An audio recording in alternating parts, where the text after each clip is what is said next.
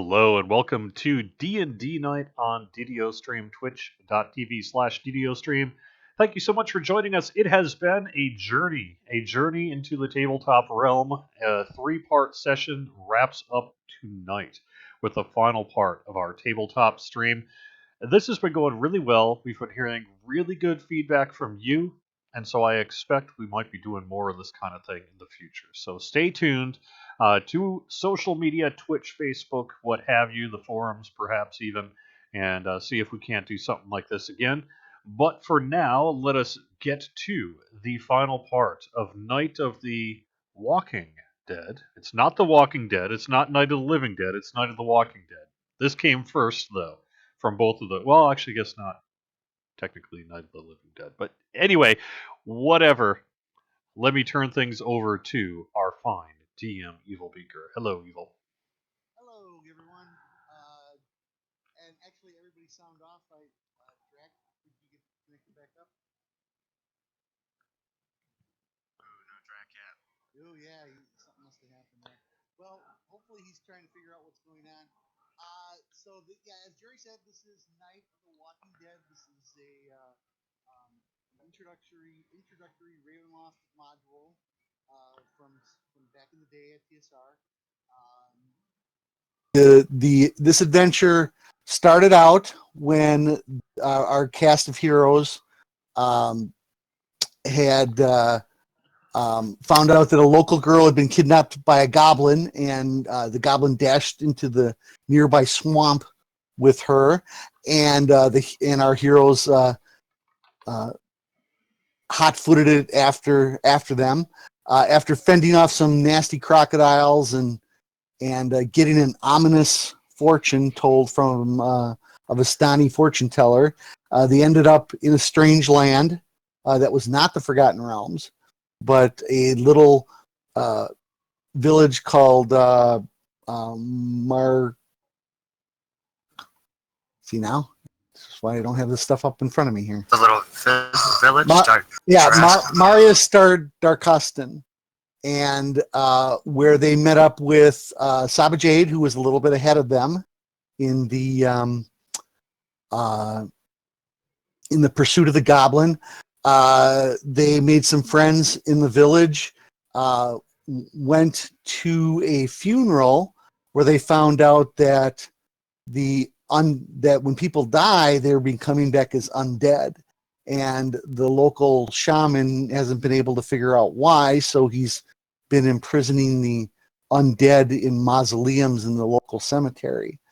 After a little bit of investigative work, our heroes went out to the local plantation owner's home in search of maybe some information out there. That was where the goblin was kind of sighted last. And while they were there, they discovered a large group of ghouls about ready to feast on the young girl Annabelle. And after a grueling battle, which saw the cleric almost head off to the realms beyond, Again, they defeated the ghouls, and right after the last ghoul fell is when we ended the last session. Drac, you connected again now? nope. Now he is.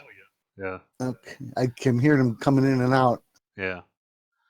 But Drac might be having some technical difficulties. my character is motivated. But I think I got it worked out. Okay, there we go. There he is. Awesome. My character is like, I want to see Torm in person as soon as I can. So, and you can connect up with your character anytime you're ready. Okay, yep. I should be able to come in here in a second. Sorry about that. So, does everybody have the map? Yep. Okay. I'll just double share it out one more time just to make sure, because since Drac reconnected. So at the end of that battle, Jerry, who was hurting pretty bad, threw a couple cures on himself. I believe he threw a cure on Fenicus as well. Really, the only person that's hurt is Beavis. And Annabelle is unconscious, but she doesn't appear, and she's tied up, but she doesn't appear to be injured.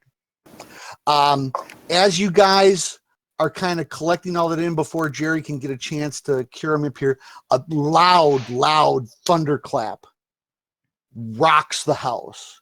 It looks like the storm is coming. And you glance out that back window that Beavis broke out, and you can see the storm on the horizon, and it's it's less than a mile away, and the winds are starting to pick up.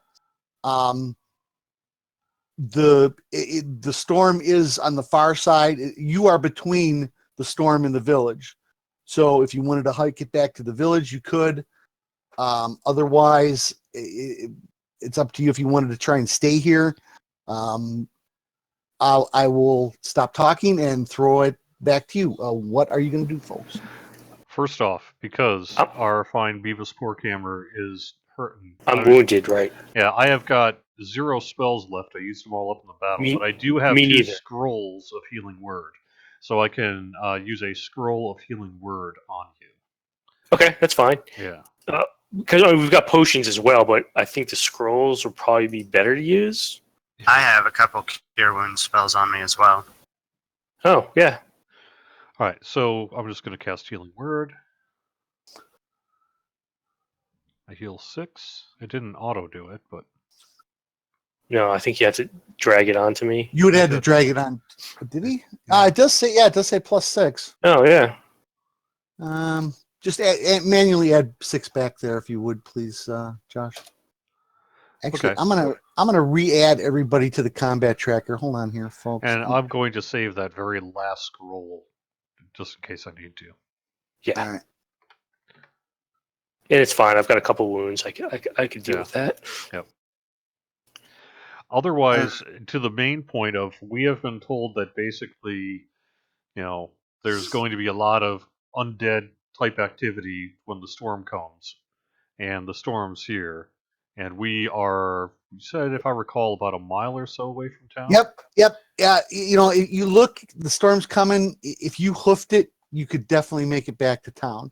Now, remember, you guys came in the window here. There's a lot. This is a very large house. Couple of different floors. There could be more ghouls here. I mean, we were there for 5 minutes and 2 more came down. I think we need to get Annabelle back there. We do, but do we want to look through the house first? I don't think we have time. Not if the storm's coming. I mean, right, if we want to board up the house and try to, make this our place through the storm, we could try. But I kind of feel like maybe we should bring Annabelle back to town while we still can. I think I agree with that as well. But what happens if whatever it is creating the ghouls is actually in this house? Well, I think we'd come back here to explore the rest of it, yeah? Okay. I mean, I think you're probably right. There's definitely... I don't think we've seen the last ghoul in this house. But... Well, can either one of you sense evil? Oh yeah. Definitely. Well, again, like I've said all along with sensing of the evil, you do get a little bit of there's evil kind of all around me, but you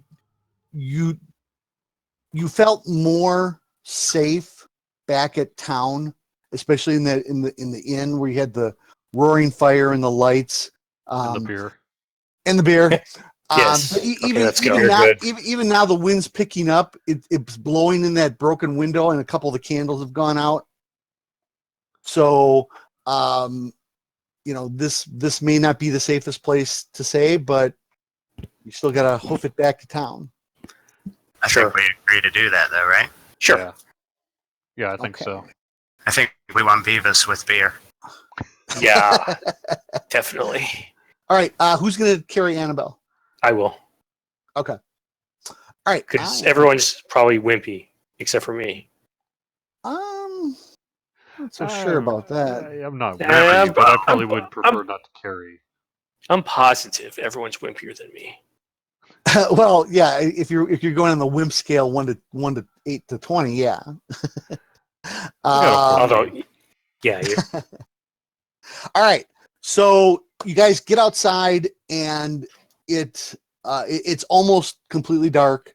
and the storm clouds are coming and the lightning, and you can see through between flashes of lightning just sheets and sheets of rain. So let's see. I'm gonna guess that probably even if you're moving at 25, yeah, as long as nobody's moving less than 25, you can definitely make it back to town before the storm hits. So you're coming into town. You notice that a lot of people either have their homes boarded up.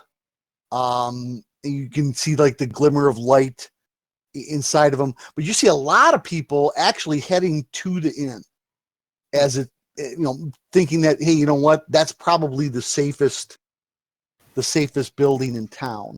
Which map is the town map? Oh, hang on, let me get it out here. It would be this one. Oh, Rusty. Yep.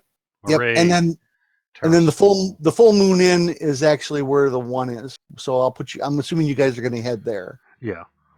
And as you're coming through town, Shaman Birkin comes out of the church and he goes, yes, we should gather at the inn. And he goes, oh my, you found the little girl.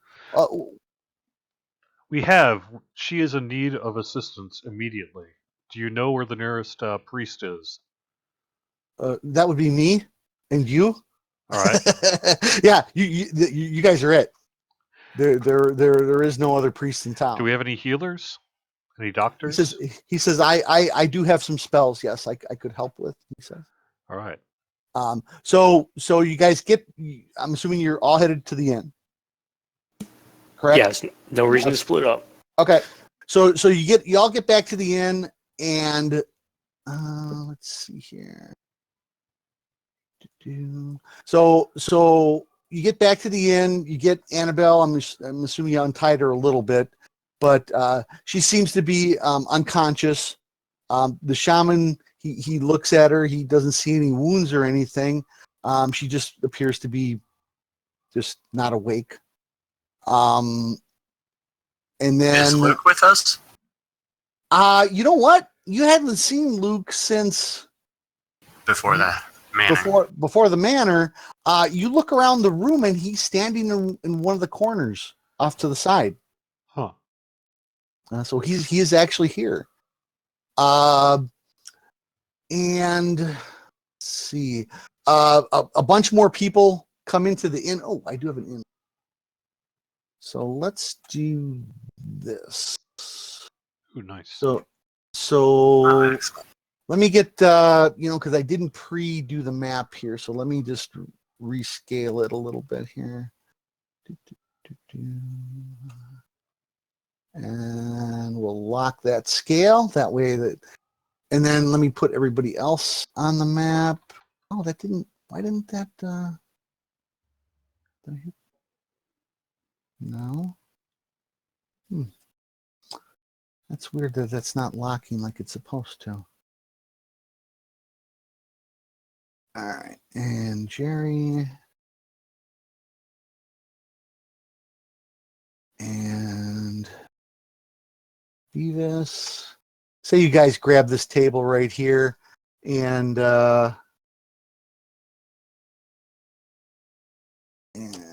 let's see. And you guys can kind of set Annabelle on the table there, and some beer will wake her up. Right? It wakes me up. Yeah, you might be the only one there. Where was my? I thought I had a shaman one. There we go. So there's shaman. There's the shaman. He's kind of giving her the once over. You see at least 10 other people walking about. Josh, including your friend Durin. He is here. Cool. And let's see. I think I had a token for him the last time. Let me see what I can find on my dwarf list here. This one's not too bad. We'll say he's over here.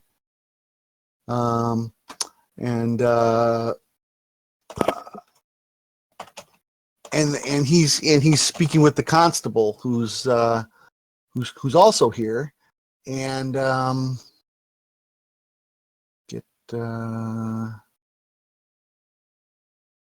we'll just use this one for the constable here. But they're talking here, and down in this other area down here, you see some other villagers kind of talking, and then the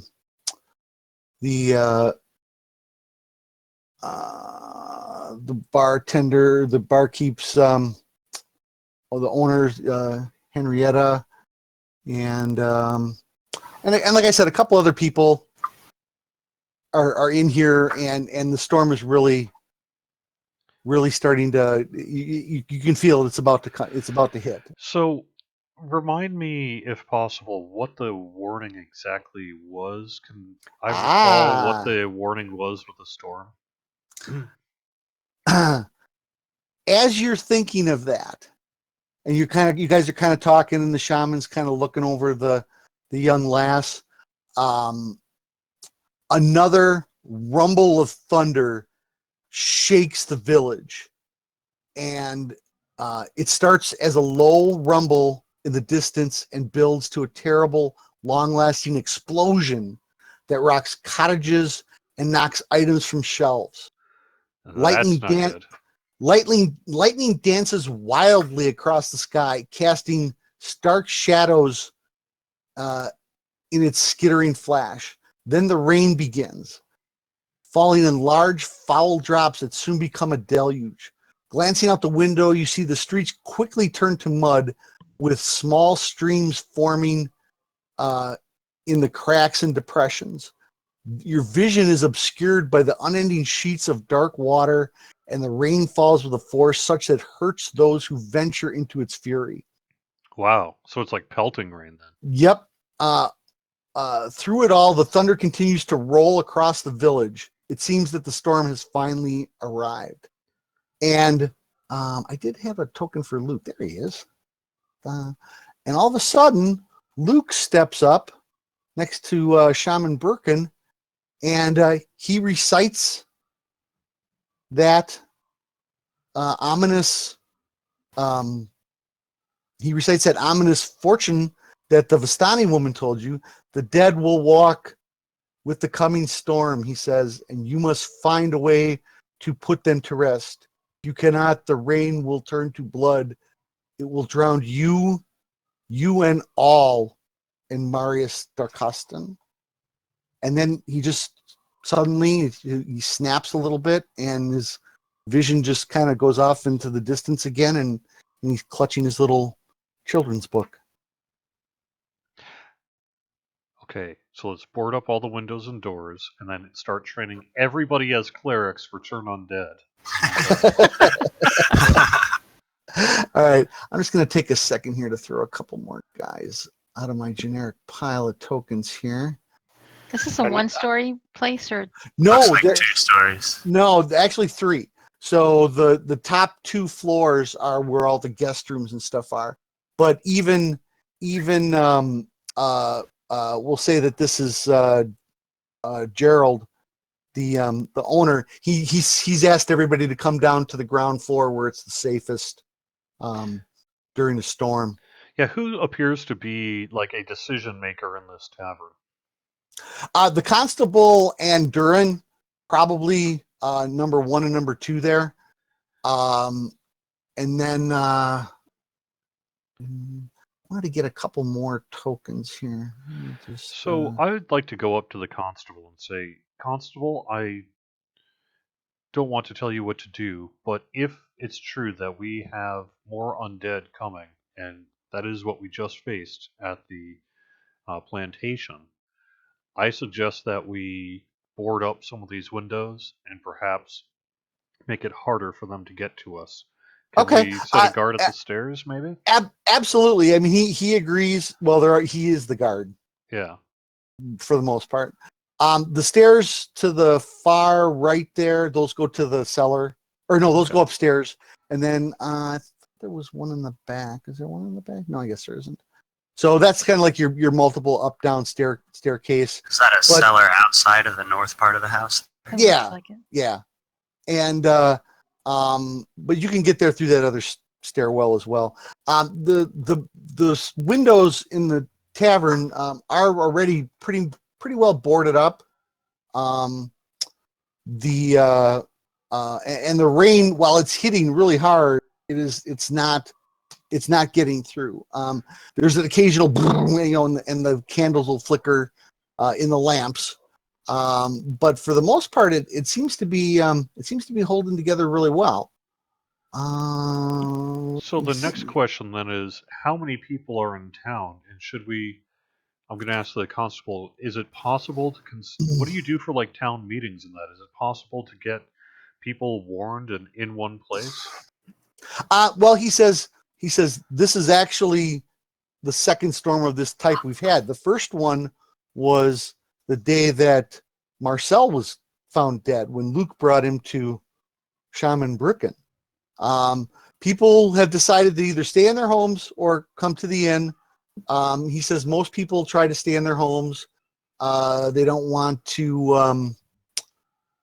They don't want to leave their families or leave their possessions. How about facing undead? You say this isn't the first time you've had undead in the area. Are their homes warded sufficiently from undead attack? He says, "Oh no. We have. I mean, it is a dangerous land, and we have. I'll bring the constable over by you here. He says it is a dangerous land, and we do have trouble from time to time, but we don't experience waves of undead attacks and the like." He says. It sounds like you might be experiencing one in the near future. Yes, he says. This is most troubling. He says. Okay. So Jerry's kind of talking to the constable a little bit. What's everybody else doing? Beavis, go talk to your drinking buddy. See if he knows anything. Yeah. I mean, I'm sure he won't anything more than we do. Okay. But yeah, I'll definitely mess with him. Okay. He says, "Laddie, it's good that you made it back. I see you found your little girl." Yeah, there was a bunch of undead at the manor house. Blimey, he says, that can't be good. He says, "Well, I see that Luke is over here, and his brother must not be back from the port yet. That's not good. That means that all of the servants up there are probably undead. At least a dozen servants and some foundation workers." He says a dozen servants. You guys only face 7 ghouls. Yeah, I'm sure there's definitely more there. Do the math. But he says, yeah, we had a storm like this several weeks ago, and eventually we'll get through it. But it's for reasons like this that we have the cemetery and. Are you ready to fight? Because I have a feeling that there's going to be lots more undead pouring into town. No, well, we'll see. He grabs his mug, drains it down. He says, "It's been a few years, but old Betsy here," he pats his axe at his hip. He says, she hasn't seen action in a while. We'll have to see." Excellent. All right. So, Drac, what are you doing? I am going to go over and talk to the barkeep. Okay. Right. And ask her about the storm and if they've ever seen a storm like this before. Yep. She says, yes, we had a storm just like this 3 weeks ago. It was terrible. It lasted all night, but we had a little bit of damage in the upper levels. Some of the windows flew open. That's why we've asked everybody to come down to the main tavern floor. This part of the building is more solid brick than the rest of the structure. But it is very scary, and it was after that storm that the undead started showing. Our people who died started to come back as undead. It was very troubling. And how long did that storm last? All night. Before the undead came. Well, it was 2 days later that the first person died. But the storm raged all night, though. Correct. Yeah. We need to find somebody who maybe could watch over Annabelle for us. Shaman Brooken will be happy to do that. Yeah, he's got her on. He's got her all untied. He's kind of. She's got the little rope burns, but otherwise she seems fine. And he says, as far as I can tell, she's just sleeping. It's been a kind of a traumatizing experience. He says. So, let's see, Saba. What about you? I'm looking for ways to see outside to see if I can see anything coming. Sure. You can if you take yourself down here. I'll move you here. Do you Down need a to- box to stand on? No, there are Yes, I chairs near the do. window. There's a chair there or something. If you kind of look out the window and it's really the rain is coming down in such solid sheets and just pounding out. I mean, you're basically looking through the boarded up window. Right. I mean, there's glass on the one side, but every once in a while you guys hear, a piece of glass break inside of these windows because the force of the rain and the wind is just too much. And for right now, you're looking and you're seeing lightning and you see silhouettes of the cottages, but really that's about it. And then, well, I guess it's everybody in the common room. All right.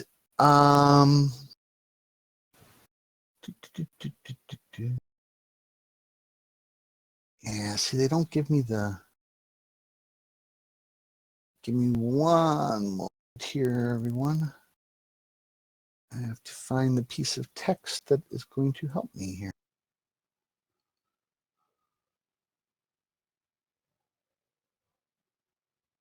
No, that one's not going to help me. Let's see.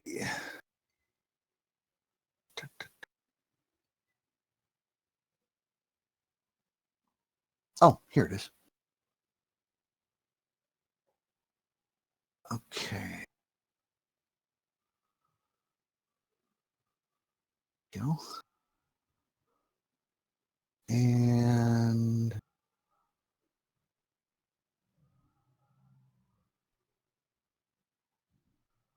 okay.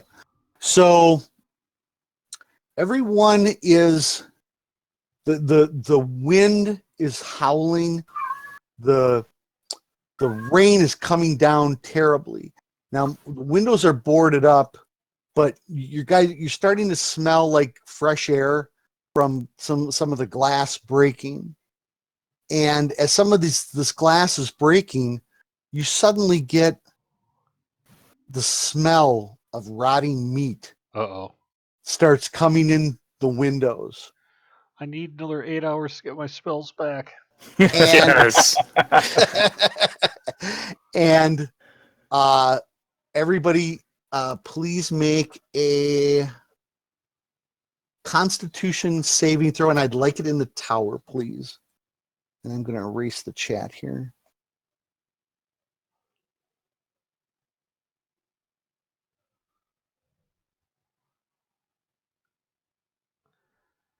Okay. Okay. So, all right.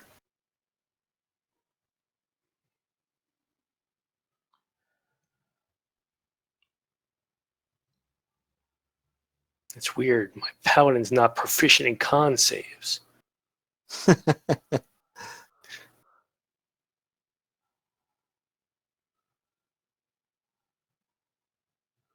Okay. So the people who did make the saving throws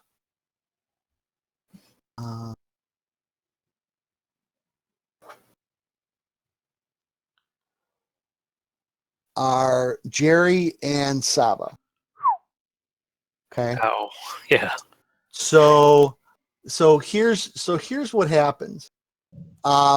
Jerry, Saba, you kind of cough it off and you seem fine.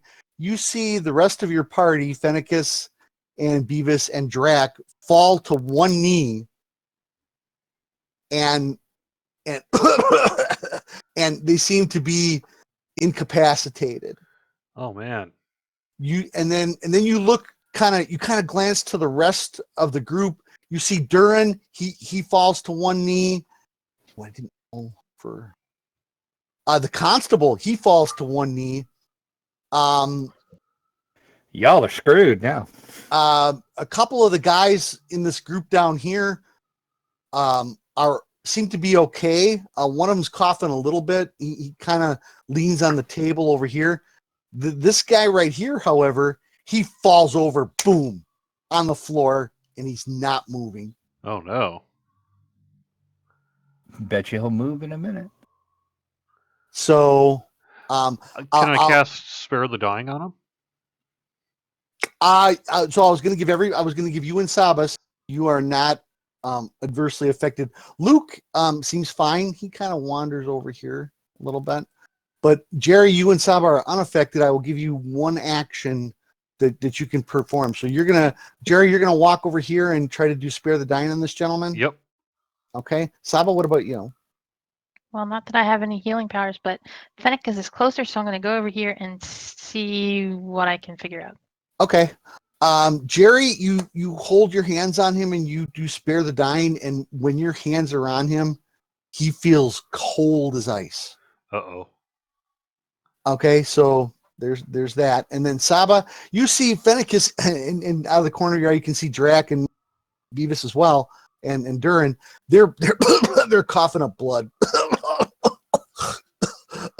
It seems like whatever they breathed in, it tried to kill them. And you and Jerry were able to kind of fend it off, but so Drac and Fenicus and Beavis, you guys currently have 3 hit points. Oh man. Oh shit. We've got no spells. Well, and then Jerry, the guy that you're putting your hands on this guy, and he's kind of sitting there and he's really cold, and you try a second time, and then all of a sudden his eyes open, and you know by the blackness in his eyes that he is now a zombie. So actually, I need initiative just from Jerry and Saba. The rest of the team is out of commission. And the rest of the villagers, at least the ones that aren't adversely affected, they kind of disappear into the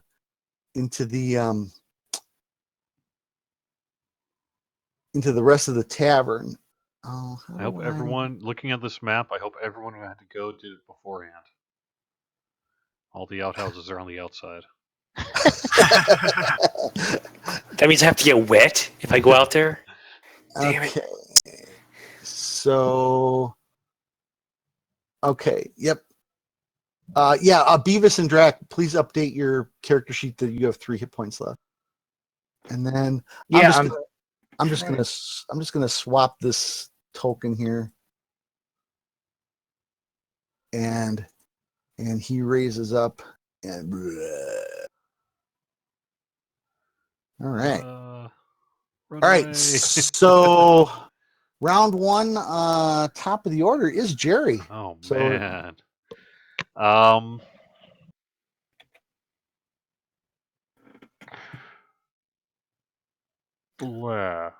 What do I want to do? I am not. I've already been almost killed twice now in trying to hand combat something. But Jerry, you were the guy that hit the death blow on the ogre. That's true. But I have no spells. I can't do Thunder Wave. I can't do Guiding Bolt. I mean, I do have my Mace +1, and that's not terrible. But at the same time, I'm not gonna. What I'm going to do is a disengage action. Okay. And then I'm going to do a full movement. So I'm going to go around the table. So 1, 2, 3, 4, 5. And I'm going to get over to Drac and our fine, quiet friend. Okay. All right. Okay. Saba, what are you going to do? yell at Jerry saying, "What the heck are you doing?" It's called strategic replacement. That's what it is. Sacrifice NPCs. Yeah. Hey, he's the constable, man. He's paid for this. Yeah, that's definitely in his job description. Yeah. Okay, I'm gonna shoot an arrow at him. Okay. That is a good enough reaction as any. Go right ahead. And that is a hit. And you did wound him. All right. So for the zombie's turn, since now it is the zombie's turn, he's gonna step over here, and the constable is down on one knee, throwing up blood like the rest of your party, and the zombie is going to. So in 5th edition, when you attack a defenseless foe, it's basically you do a crit to them. So he is going to take. Oh, you know what? I got to find this. Is he really defenseless? He's only on one knee. Yeah. Yeah. For this particular one, he is defenseless. Sure was nice knowing him. Yep. Okay, so. You didn't like him anyway, Beavis. Yeah. So he's. I know. So the zombie takes one of his hands and he slams him in the back of the head, and the constable goes sailing 5 feet, and he's down on the ground and he's not moving. All right. All right. So now what we're gonna do is go back to. Let's see. Is this thing gonna change to? Well, manually change it to round 2. So basically, We're back to the top of the order. Back to you, Jerry. But Fen, Drac, and Beavis, I'm going to give you another Constitution save. If you can pull it together, you guys can do something. Tower again. Right? In the tower, please. Yep. In the tower, all right. Ooh. Okay. Look at that! What a bunch of troopers! All right, you see. Oh, we don't turn into zombies? No, you don't. You kind of spit the last of that blood out of your mouth, and you stand up. You're a little wheezy, but you guys can all roll initiative for this next round. So go ahead and make your rolls. That'll move you. We'll add a little dimension here to the combat tracker. All right. Ooh, look at that. All right. Well, Jerry, you're still first. So I did actually have a bit of a point in my thing rather than try to attack, and that is I'm going to cast my cantrip resistance on Drac. That'll let him add a D4 to a saving throw. okay. Well, everybody, the guys made their saving throws, So they don't need to make another? No. They still have only 3 hit points each, but they're standing up straight. So Okay, well, still, we have a wizard. Wizards are probably the best against undead that I have, since we don't have any turning and stuff yet. I'm going to use my last heal scroll then, healing word scroll, on Drac. okay.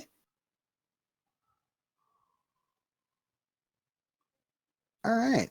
Oh, That nice. Brought him up a little bit. Very good. Okay, Beavis, you are actually up. You kind of get up. You shake it off. You look. You see that one of the patrons. He's running around the zombie. You see him just slam the side of the constable. The constable goes down. His head hits the floor. His head's bleeding profusely. He doesn't look good. What are you gonna do? I'm just charging him, screaming, and nice big roundhouse swing to his side of his head. Okay. If possible. Yep, absolutely. Go ahead. Oh, Nice. Very good. Nice. That is a hit, even though you didn't drag it onto him. Beautiful. Oh yeah, I totally forgot. I forgot to drag the damage onto him. Hang on. You can actually still do it. I'll do it for you. Okay. So wham! You hit him. You hit that undead in the side of the head, and his side of the head just caves in. They get their undead fortitude roll though, and that is going to be DC of 5. Okay, so I got to basically roll a 20 or a 19, and no. So he hits the ground and he's not moving at all, and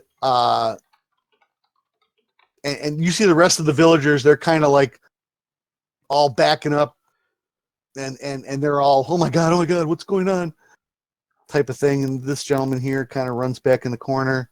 But that is one zombie. We'll add him to a total at the end of the adventure here. But yeah, he does fall. So Hey, I want to come over and pick my arrow out of the side of his body. so never mind the constable. So my rule with retrieving arrows, just so you know, it's a 50-50 chance. So usually if you shoot 2, you get 1 back. I'll say this one you get back, the next one maybe not. So you get this one. I'll roll. No, I'll give you this one. You might need it later. Thanks. So okay. So and Shaman Birkin goes, "Oh my goodness. That obviously something," and the rotten meat smell has kind of faded. But you notice that it probably came from like these front windows over here. Obviously, the gentleman that died, he was like the most, probably the worst affected. But he was an older gentleman, but still, I mean, whatever that smell was, looked like it killed him. You guys feel like you just inhaled a pound of gravel into your lungs, and you're coughing it up, and the blood's coming out, and and your chest is on fire. I mean, Beavis, even after you take down that zombie, you kind of drop to one knee, and you're like, oh, that hurts. Ew. Yeah. Shaman Birkin, he says, hang on. He says he will cast a spell for you. I just gotta find it. How's Annabelle? She is still unconscious. She appears to be unaffected by whatever that was that just hit you guys. Where is that spell? There we go. All right.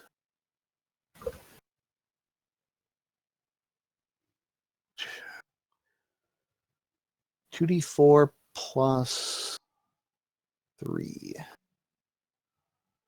So let me add 2, 3. All right, everybody gets 6 hit points back from us. Shaman Birkin does a mass healing word to everyone in the bar. Nice. Ooh, and everybody gets 6 hit points back. And the thunder cracks again, and the constable he kind of gets to one knee. What happened?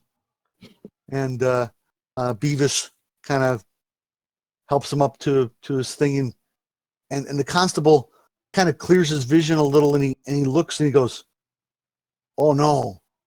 And he comes over to the window, which part of the window's blown open now, and he looks out the window and he says, "We have a problem, everyone." People gonna look out a window? I have a feeling I already know what we're going to yeah. see. I'm pretty sure we know, but yes. Okay. I mean, Okay, folks, I need to take a bathroom break. I'm going to the outhouse for approximately 8 hours. all right. Where is? Hope everyone's wearing their brown pants. Where did I start it all? I hate it when I close things. Oh, here we go. All right. You look out that window and you see, in between strokes of lightning, you see shadows of undead coming down the streets. And there appears to be many. I mean, you're only seeing them during the light flashes away right now, but it looks like they're coming for the full moon in. Okay. So set a trap at the front door. Yeah, bartender, have you ever had to fortify this establishment?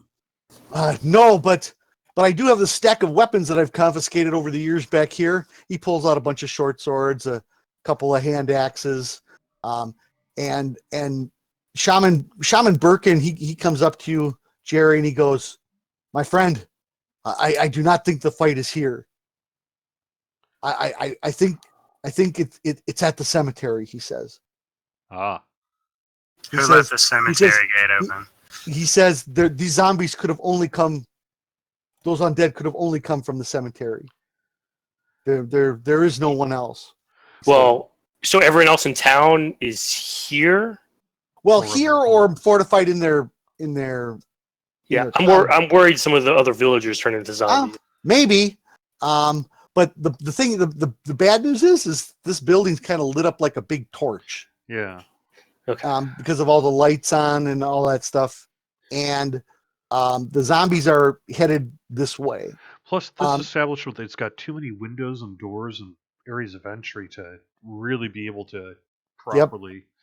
So, I guess if we're going to do I can make a bunch of noise and make them come towards me. I mean, and you guys could just ambush them. Maybe. How many of them are there? You glance, you look, and the next lightning strike, I don't know, maybe 10, 20, 10, 15. Yeah. Okay, so what about if anything, we're going to try to get to the cellar, I would think. So Why is Drac dying? He said, the Shaman Birkin says, "No, my friend, you must find the source of these zombies, or they will just keep coming." He says, and all of a sudden, Jerry, you feel a hand on your shoulder, and you turn around and it's Luke. He says to you, "The cemetery." I don't have my spell. And then he and then he drifts off again, and then you notice he holds his book with two hands around his chest. Okay. And some of these guys go, I'll fight. He comes up and he gets a weapon, and this guy comes over and gets a weapon. Yeah, that's a good idea. We definitely are like, men, I will buy you a free beer for every zombie head you. Yeah, this is my. I'll do a nice inspirational speech. Yeah. I'm leading this army. We will destroy all these undead. We will not lose a man. Stand by me, and we will be victorious. The constable says, "You are a brave dwarf, my friend, but I think that Shaman Birkin is right. I think that if these zombies have come from the cemetery, then whatever's doing all of this must be there." He says, Yep. and Durin comes. He kind of staggers down a little bit. He's still hurting, and he says, "Yes, I believe the constable's right, laddie. We'll protect the inn. We'll keep your little girl safe. You folks, you five, sneak out the back and make your way to the cemetery." He says that I think that is your only hope. All right, that's actually not a bad idea. These bar patrons can help fortify the tavern. Mm-hmm. I would suggest taking some of these tables and chairs and using them to block up the windows and doors. Yeah, absolutely. Meanwhile, I agree. Let's head out the back and see if we can't, rather than try to cut through 10 zombies, see if we can't maybe go around. Yeah. If you guys are amenable? Yep. Sure. Yep. Before you leave, Jerry, Shaman Birkin, he says, "My friend, these are the last of my healing potions." He gives you 4 healing potions. Ooh. He says, please come back safe. He says,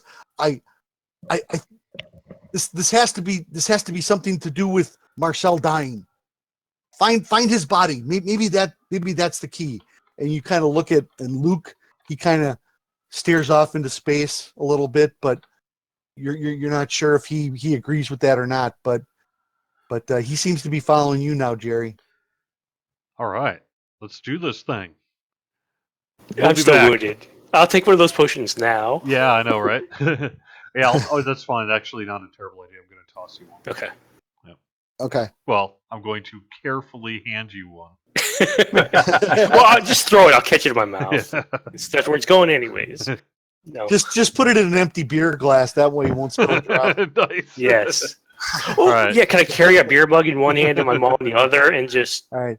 So here's the bad news. When you guys step outside, the force of the rain coming down on you is tremendous, and it really is limiting your vision to like less than 20 feet easy. You have God bless America. I hate it when I close the map. Okay. So I'm rolling for my healing potion. Okay. Oh, very good.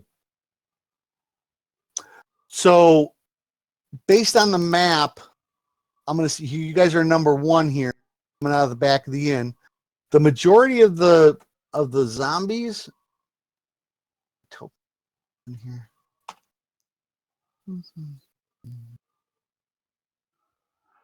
The majority of the zombies are kind of coming.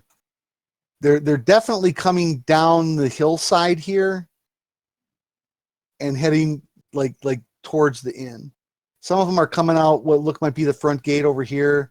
You see a couple there. You see, when the lightning flashes, you catch glimpses of them, and you figure there's way over a dozen. But they're kind of scattered around. So what are you guys gonna do once you're back out of the back of that? So we can see that. You Before kind we of went see it in out, between. right? Yeah, you see it in between flashes and stuff. It's still really hard because it's like looking at something when somebody flashes a picture. How it seems. Where you see a zombie 1 minute and see him at that same spot, you completely lost track of him. Type of deal. I suggest we go the long way, guys, and Yeah. go this way. Okay. Yes. All right. I am going to minimize this tavern map So for now. because it matters toward what I might be able to do, and I don't see how I could mark where I would mark this off. I'm curious if you know whether or not I used either my preserve life or turn undead on this rest. I believe you have not. I don't think I Well, have you either. No, I don't think of it. because- The coffin and the last outside of the. Have we rested since then? You know what? Yes, you guys did an hour rest. You did a short rest. Yeah, you did do a turn. turn on the coffin. That is Okay. correct. Thank you. But Thank you, in Fran. terms of healing, I should still have a little bit of preserved life. So what I can do up to 10 hit points, which isn't great, but hey, it's whatever. Yep. It's something. Yeah. Yep. Hey, the life of an adventurer. Nobody said it was going to be easy. Yeah. So sometimes you get to that final encounter and you don't have a long rest. So we'll So have for to wait the and see. potion of healing, do I roll 2d4? Is that what it is? 2d4 Plus plus 2. So so it's the modifier in the bottom left hand corner. Fran, Gotcha. if you circle that up 2 with your mouse wheel, there you go. Perfect. All right. So I'll reshare the map. So who's ever gonna lead you through this storm, I'm gonna ask for several wisdom perception rolls. Is going to have to try to lead you with whatever path you guys want to try and take. Well, guys, I either suggest I lead and sneak ahead, or Fenicus because he's got really good eyes. Either of those sounds fine to me. Okay. How far ahead of the group, Saba? Maybe 10 feet? Because beyond that, 15, 20, you they kind of lose track of 10, you. sure. Okay. All right. And then why don't you move that number 1 there in little increments and show me which path you're going to take. Okay. Oh, we're going to go down this street here. Okay. And All then go right. up So this- why don't you give me 1 wisdom perception roll in the tower? Okay. And I need to get a zombie stat in front of me here. Can I roll for that perception as well? No, you rolled a wisdom save, Saba. I need a perception skill roll. Hang on. Mm-hmm.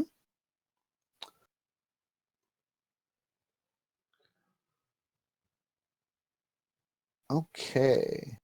All right. As you're coming around that bend there, and you guys are you're literally holding coattails as you're moving through here, and Fen, you're in the front of that train, kind of keeping it because you can see Saba the best. Okay, because you're kind of leading the other guys, and then she's out a few feet in front. But you kind of come around the corner, and you do see some zombies. Whoops, right about here, making their way, but it looks like they're heading. That would be due west, so you can move up here and kind of sneak by them. So you spotted those guys before you would have bumped into them. So continue on your path, please. All right, so we're just going to keep going down this road. Okay. All right. I want you to give me one more roll.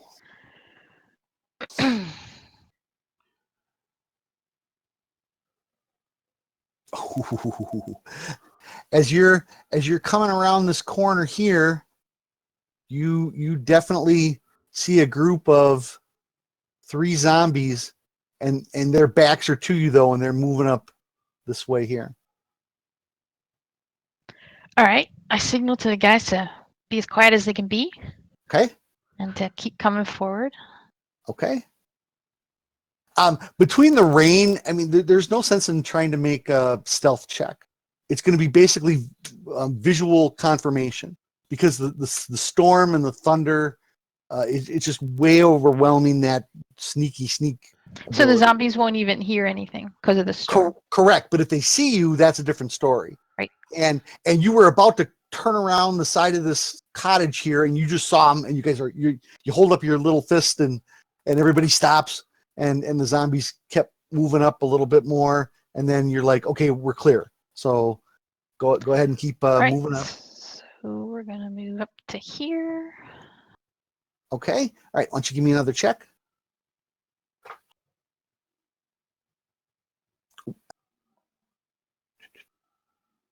Wow. All right. You do see a flash of lightning, and you see a group of them coming down the hill, but you kind of take a quick turn, and you duck everybody behind this cottage here, and they kind of move off in this direction. And I'm assuming you're heading for the gate. Yes, but we're gonna go around the cottage this way. Okay. All right. And give yourself give yourself another move. Yep. Oh, another move. Hang on. Mm-hmm. Then we're gonna go right by her house up to the gate. Hopefully they don't mistake us for undead at the cottage. And as you guys are going by these cottages, you see they're boarded up and the lights are out. I mean, people have a sense that something's wrong.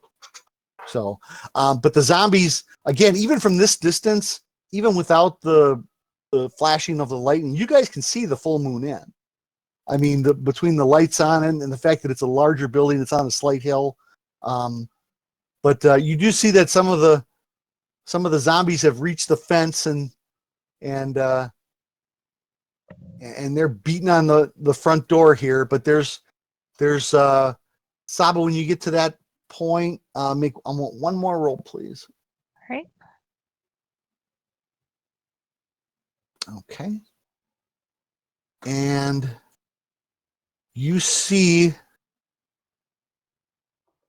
a zombie come right out the gate and look at you, and oh my gosh, it's little Teresa. Oh crap. It's poor little Teresa. She wanders out that door. So I'm just gonna what I'm going to do here is... I'm not sure I want to smash her brains out, but I think we're going to have to. All right, let me just... Oh, that worked perfectly. There we go. Oh, that's why that's not working. Okay. I just noticed something. All right, then. And Jerry, I'm going to assume you're bringing up the rear. You don't want that Draculetta behind you. Yeah. Yeah. Why Well, not? I've got my holy symbol out, and I'm kind of going behind, making sure that we don't get attacked by zombies. Yep. All right. So it's only one zombie, and I apologize. I actually looked for a little girl zombie figurine, and I couldn't find one. So I'm going to share this out. This is just a quick battle mat right in front of the church there. So Saba out 10 feet in front of everybody else. You come there, and just as you get up to there, little Teresa walks out of the cemetery right at you. So everybody, please roll initiative. I actually have to re-roll. 1. You are at the back of the pack, I'd say. Oh, my I'm on the goodness. back of the pack, and I'm not attacking a girl, even if it's a zombie girl. All right. All yeah, right. but we don't want her getting to the end. That would be even worse if they see her. That's true. Yeah, and Saba beat your perception roll by 1, so it was Oh. really close. Really close. You did really well all the way up into the cemetery there. So, all right. So let's reset the counter here. And top of the order is actually the zombie. She comes out and she's like, ah! She runs right up to you. And let's do an attack roll. And, ooh, that's a hit.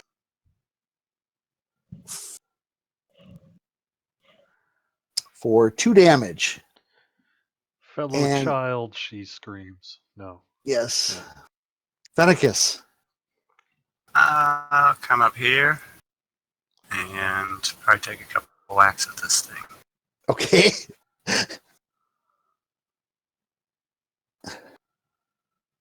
Oh, that was the damage roll. I'm sorry. Yep. Let's see if Hold it on. hit. Hold on. Actually, hold on. Let me. I gotta erase that. Well, if he hits. Okay. I mean, Nope. No. Sorry. My game have to be done in order. I'm actually picky about it. Try So- again here. Yep. Absolutely. Go right ahead. And I can roll it on the character. Sorry about that. Okay. Oh. Yep. Okay. Wow, so, you hurt her. Yep. Stabbed her with the scimitar. You can take a second attack. Oh, there you go. And that is a hit. And Oof. still up though. Mr. Draculetta. All right. Let's see. Oh, you know what? Oh, shoot. I forgot to do it. My bad. I'll have to let it go now. You guys if you move more than 10 feet at a time, you're supposed to make a dex check because of the rain. Oh. My bad. Since I didn't do it with Fan, I can't do it with anybody else. So go ahead, Drac. Okay. Well, then, if that's the case, Taking advantage of the rules. I am going to move down here. I'm going to kind of, since it's raining and nobody can really see this, I'm going to take my tongue and just kind of lick some of that blood off of my mouth that, I was spitting up. Kind of grin. And Eldritch Blast. Miss Zombie over there. Alrighty. Go for it. And that is a hit. Are you shoving it into Fenicus? I'm not doing the repelling. I'm doing the agonizing. Oh, okay. I thought about doing the shove, but then I thought, no, I'll be nice. So this is just the agonizing. Yeah. Well rolled. And boom. And you Good job, Drac. You killed a as- child. A little as- girl. You're welcome. You're welcome. As humanely as possible, you blow a hole in her chest. Drat. All right. Does she look like Teresa at all? Welcome. And as she falls to the ground, Saba, you could swear she looked at you and closed her eyes forever and felt Well, somebody who's got a lot of strength. Please move her carefully. We should bury her later. Okay. All right. You guys can actually close that map if you like. All right. So, all right. Let's see. No? Oh. Sometimes the dual monitors screw me up a little. All right. So, you guys are at the cemetery. We'll move this zombie. I don't want to waste the Z. And you do one more quick scan of the area from up top here, Saba, and you don't see any zombies. I mean, if you see any through the lightning strikes, they're moving away. Okay. They're heading towards the full moon in. So you guys have the cemetery gates in front of you, and here we go. Okay. So this is the original TSR map. It's not the greatest, but it kind of gives you an idea of where the mausoleums are, and the squared off area there that is the old graveyard. And if I recall, you said the old graveyard was... Oh, no, the inner square is the old graveyard. The inner square is the old graveyard, correct? Okay. And that's the one that we can't get into, correct? Well, We you didn't try. guys actually didn't try. Thank you, Fan. Okay. The So we're Shaman going grave Birkin, robbing, folks. Shaman Birkin did say that nobody's been in that graveyard for centuries. And actually, I believe We did look for footprints and stuff and didn't find anything. that is correct. You did not find any. Looking for footprints now? But there wasn't anything walking around then. And even if we were to look for footprints in the rain like this, I doubt we'd see a whole lot, right? Yeah. I meant we had in the past, right? So We had, yes. Well, Absolutely. yeah. As far as you went in there, I'll tell you what though, Fen. Why don't you give me a wisdom perception roll with disadvantage in the tower, Okay, just one and second. maybe How do I add disadvantage to it's it? in the bottom left-hand corner. Is that little DIS? Can I help him? So click that. No, he's a ranger. He's a ranger skills. I'm not seeing it. No, it's in the bottom left-hand corner. Sorry, disadvantage DIS. Click that and then make your skill check. On the main tab, right? It's by No. the dice. No, it's on No. in the main fantasy. Oh, I'm so yeah. sorry. Got disadvantage. Yeah, kind Yep. of by where the dice are. Yeah. Yeah, where the dice are, where the dice automatically You gather. said tower, correct? Correct. Okay. You do see some footprints that look like they come around the east side of the. So the wind and the storm is kind of coming from the northeast, as all good nor'easters do, right, Jerry? Oh yeah.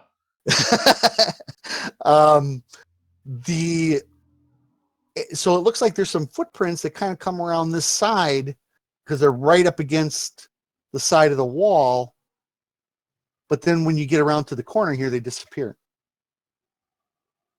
because that's when the rain is hitting that eastern wall of the cemetery. Remember, I showed you guys the big walls, kind of made of Uh-huh. the stony walls. They're not gates or anything like that.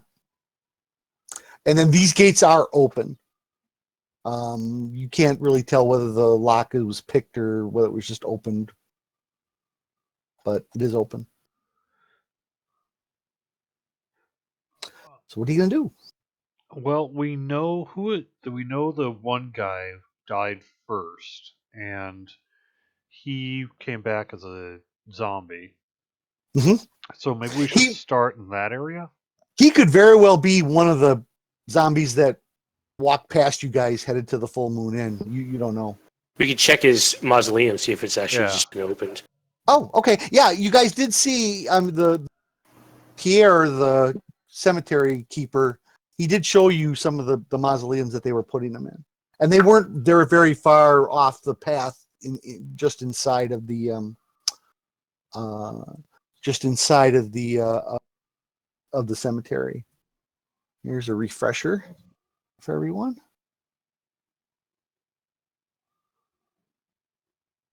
But imagine torrential downpour with this picture. Yeah. So yeah, I mean, it doesn't hurt to start with the mausoleum and then just kind of see where we go from there.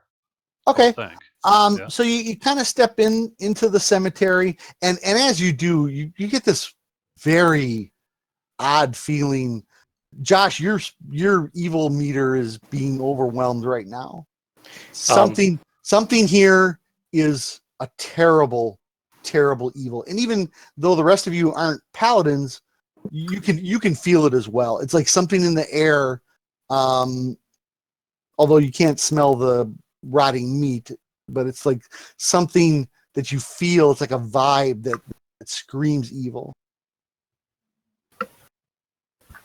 You come in, you go down the row if you remember correctly, and you look, and there's mausoleums open everywhere. You count at least a dozen, including the one with Teresa and the other gentleman, and then probably you guys kind of demolished poor Jeremiah, so he didn't raise up, but so his mausoleum is closed. So does it look like mostly newer graves? You see a couple that might have been older. Not sure. It's kind of hard to tell. But I mean, it's definitely, you only knew of 3 deaths. Yet you're picking up on well over a dozen zombies marching through town. Sure.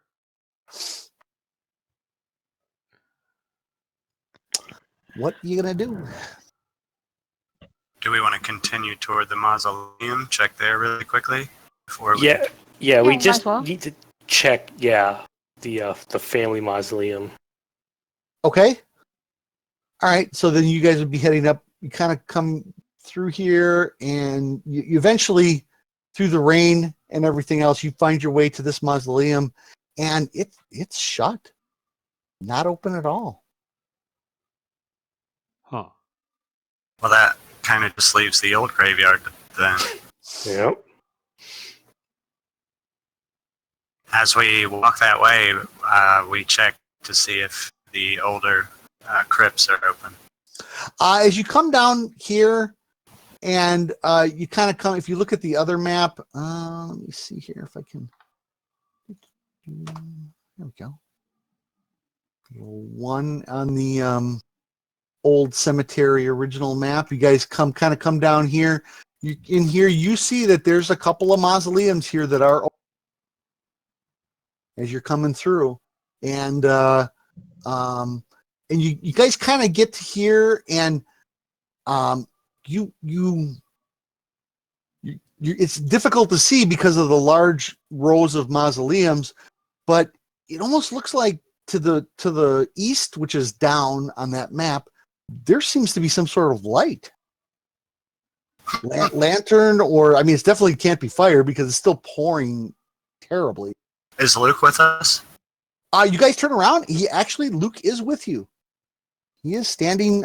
He's not holding on to anybody's coattails, but he is walking behind you guys by like 10, 15 feet.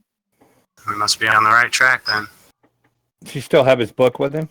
He does, and he's holding it with 2 hands now.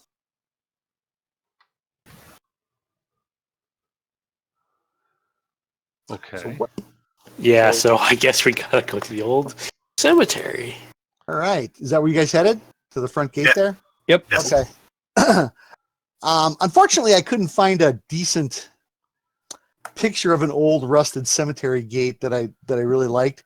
But what you guys see is you can come right up to the gate. It's old, thick, iron wrought gate, completely rusted. If there was hinges on this thing, there's no way in the world it's going to work anymore. There's wrapping of at least 10 feet of chain between the two. Those are all rusted, and there's a giant lock on it. It looks like it's rusted completely shut. It doesn't look like if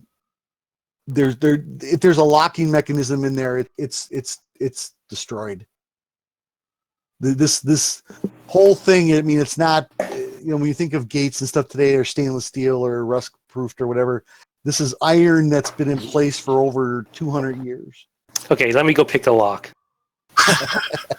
I just grab my maul and scream, "I freaking hate water!" and smash the damn lock in the chains. Okay, you're gonna smash at the lock? Hell yeah. Okay, go. I'll tell you what. I'll give you. Just roll a 20-sided. If you roll a 1, you don't do full damage. Oh, not a problem. So go ahead and roll damage. I could re-roll that 1 because I yes, you have can. great weapon fighting. Dang it, my pen just Nice. So that's 4 more, so 11. Okay, so 11. Oh, wait a minute. 5. Yeah, this is 11. All right, so 11. You hit it, and bits of rust. It makes a humongous clang. And Oops. That's not going to wake up any undead that haven't woke up yet. And but you do notice that a couple of the links break. Nice. Again. I mean, Yeah, so we again? just yanking the chain off, yeah. You're gonna hit it again? All Oh, right, I thought it was broken. Or No, it's still holding together, but you definitely moved it. Oh yeah, I might as well do it again. Okay. I really hate water as I scream as I smash it again. Same thing. All right. Oof. Not as good, not as solid of a hit, but it's still a hit. So go ahead and roll some more damage. Oh, nice. There we go. That's a pretty solid hit. All right. With that blow, the chains come sailing off of the gate, and between you and Jerry and Fenicus, I'm sure Drac doesn't want to get his dirt. Of course not. You can pry that gate apart. Now, give me 1 second to put you guys on this map. Though I could just use my mage hand and open it and then you guys wouldn't have to touch that gate at all. No, not too much for the mage hand. All right, so let's see if that works now. God, it didn't work. What the heck?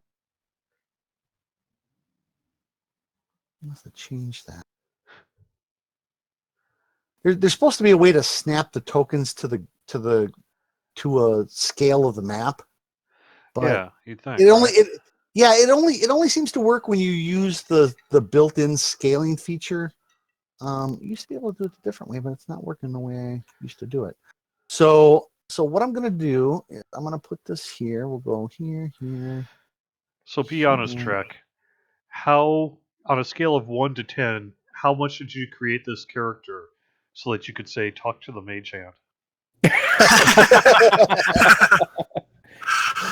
It was in the back of my head. All right. So let me get rid of this. Let me move this here.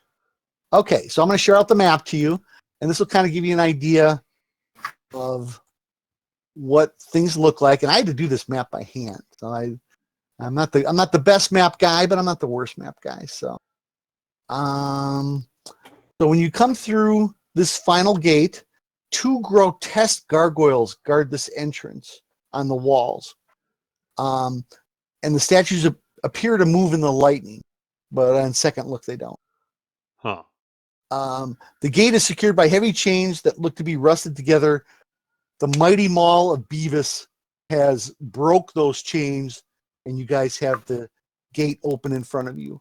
The mausoleums you see look very similar to the ones that you've passed in the new graveyard, but they are much, much older. In fact, some of them are broken apart in pieces. Did I have a picture? No, I guess I don't. But you can see that the roofs have holes in them for a couple of them. And some of them, the doors are falling off, like they aren't stone, they're wood. But the what you see, the light source, the building in front of you, you see, the walls surrounding the cemetery are twice as high and twice as thick almost as the ones surrounding the new cemetery. And around that are dead trees and branches that make it impossible almost to get up and climb over. They're so thick and dense. So the only way into this section is through that gate we just came through. Potentially, yeah. With the flashes of light, you notice some statues. If you're going to walk. Yeah, correct, if you're going to walk. But you see in the flashes of light, you see some statues flanking this very large building. And the building itself is square, but the top is domed, and there's light coming out of the domed top. Is it a mausoleum? It's potentially, it's more like a building, but within that building might be crypts. Like my grandparents are in a mausoleum, in a building, in a cemetery. Can we make it to the door of that? That's where you guys are moving around right now. So, and where's loot? Where's my loot token? Went to all that trouble to make one. Where'd he go? That guy still creeps me out. Yeah. Yeah. He's right next to Drac. He's Drac's buddy. So, all right, lead the way. In fact, if you guys come in, there's a cemetery or a mausoleum right there. The door to this mausoleum is cracked slightly open. Who's in front? Take a peek. Oh, you want to peek? Okay, good. One, two. I'll step aside for you. I said who's in front? Take a peek. Sounded like to me you volunteered. All right. Before anybody does that, I need a volunteer to roll me a 10-sided. This is a very important. Well, I'm the new guy. I'll volunteer. All right. Go right ahead there, Fen. Give me a 10-sided. Yeah. All right. All right. So I'm sorry, Saba. Were you gonna brave the door? I was going to peek in the door. Okay. Move yourself up there. All right. You peek in between flashes of light. You see what might look like a body laying in a puddle in the center of the mausoleum.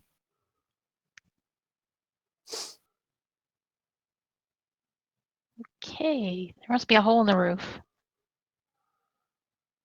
Yeah, you look in, there's water dripping down. I just see a body, guys. No one dead. Okay. Yet. So it's not moving. Is it like a skeletal body?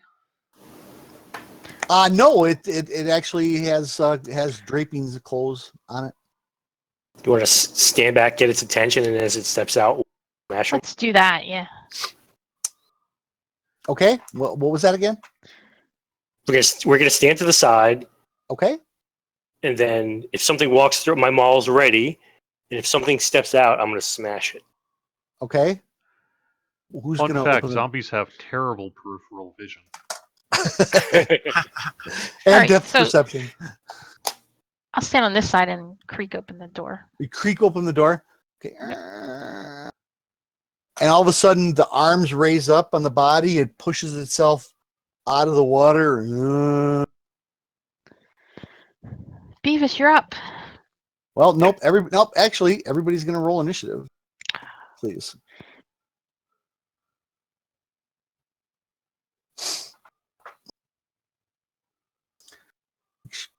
Sure, we get everybody here. Yeah. See, Beavis, you're up. Nope. I don't have, hang on. I don't have Jerry yet. Yep. Sorry, I'm clearing out some maps and stuff. That's okay. Well, there we go. All right. Yeah. Yep, I'm basically holding my action. Hopefully, it comes out and we'll smash them all together. Okay. Hang on. Let me I gotta re. Now it's gonna be on top of the mausoleum, so, but he's right there. All right. So you're gonna so top of the order, Beavis. You're not gonna walk step. You could. I mean, the door is open. You can step right next to Saba and smash it. I'd rather not block the way. Okay. Right? So, Okay. yeah, let's fight him out here. Okay. Or at least that was my plan. All right. I agree. All right. Drac, are you gonna do anything? Hold your action, maybe. I'll hold and wait for Unless it to he come has a out. straight shot. Yeah, you can blast him. Well, I mean, I could just blast him if that's what you guys want me to do. Actually, you're farther than 10 feet away. If you move a little closer, sure, because of the we're still in torrential downpouring here, guys. Okay. It's still really hard to. It's a little better now because you're in a more of a walled area. It isn't sideways coming at you. There you go. That's much better. Okay. Yep. Eldritch Blast him. Okay. And that is. Let me zoom in here. Better look, and that would be a hit. And here's my damage. Oh, that's Not bad. Not great. Yeah, but- semi-respectable. All right. Dang, that's a lot of damage. I know, right? You see these red and purple energy waves come out of his hand and just, man, it blows holes in zombies' chests like you wouldn't believe. And paneling. And paneling. And windows. Jerry, you're up. I'm going to turn around and guard for attack, and kind of eye our weird, pale, silent friend suspiciously. Okay. He takes one step forward to stand next to you. All right. Fen, you're up. Oops. Yeah, how wide is that door? These are 5-foot squares. So the door itself, it's a double. Most of these mausoleums have double front doors, but because they're wood or, older stone, they're crumbled down. This particular one is wood. It was cracked open. Beavis slammed it the one side open. The zombie's right there. Can I shoot him from where I'm at now? Over Saba, sure. All right. Nice. That is a hit. And that is a heavy wound into that zombie. So he's still up, but not by much. All right. So it's that zombie's turn.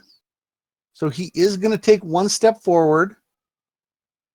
And Beavis, you can get your reaction. Hell yeah. But the combat is simultaneous, so I will get one attack on somebody. That's the downside of holding your action. Can I drop it on him? Yeah, go ahead. Well, I did. I just didn't see if it says it's a hit or a miss or something. That is a hit. Okay. Yeah, zombies have terrible. Yeah. Okay. Well, I Wham! could re-roll that one. No, Oh, you he's don't. dead. Yeah, you don't have to. He's dead. Pretty dead. But as oh wait, actually, I do need you to re-roll that one. I need the total damage because they do have undead fortitude. So Okay, one more damage. So well, what? So it'd be 8 damage instead of 7. 8. So you did a total of 8 damage. Okay.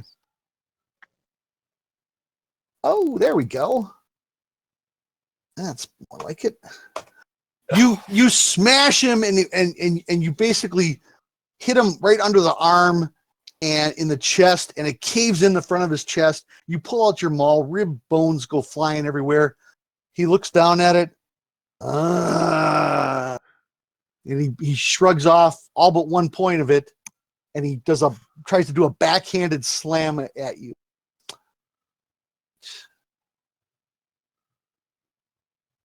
Why is that at no? It rolled it as I saw 2 dice roll. yeah, it rolled it as disadvantage. I'm not sure why. But you hit anyway. I did, but the first roll was a 20. Yeah, I saw that. So let's re-roll that. Yeah. Oh, I know why it did that. Is because he's shoot. That's the problem with this. He's marked as unconscious. That's why it did that. Okay, I'll just make it a normal hit. Or you could just re-roll the whole thing. Nope, 3 damage. All right. And just as that happens, the other side of the door swings open, revealing a second zombie that's face to face with Saba. And a 19. That is going to be a hit. Well, it's more chest to face with Saba. Oh, Saba. Yeah, Saba took a few points there. And you must have had 2 points in you from before, correct? I did. Okay. And that is going to bring us actually down to Saba. Oh man. I'm gonna hit the guy that hit me. Okay. That is a hit. And he is wounded. And then my little dagger. Go for the knees. Oh yeah, you get sneak attack too. Yes. No, she does not, because it is not. Oh, you're attacking that one. Oh, yeah. Sorry. But she did do some good damage to the other one. Okay. That will bring us back to the top of the order, Mr. Beavis. Well, I'll try again. Mm-hmm. This time I'll call my shot. I'm going to smash him straight down in the head. It doesn't matter. The undead fortitude works no matter what. You'd have a headless zombie attacking you then. I know. I just felt better calling it. That's a hit.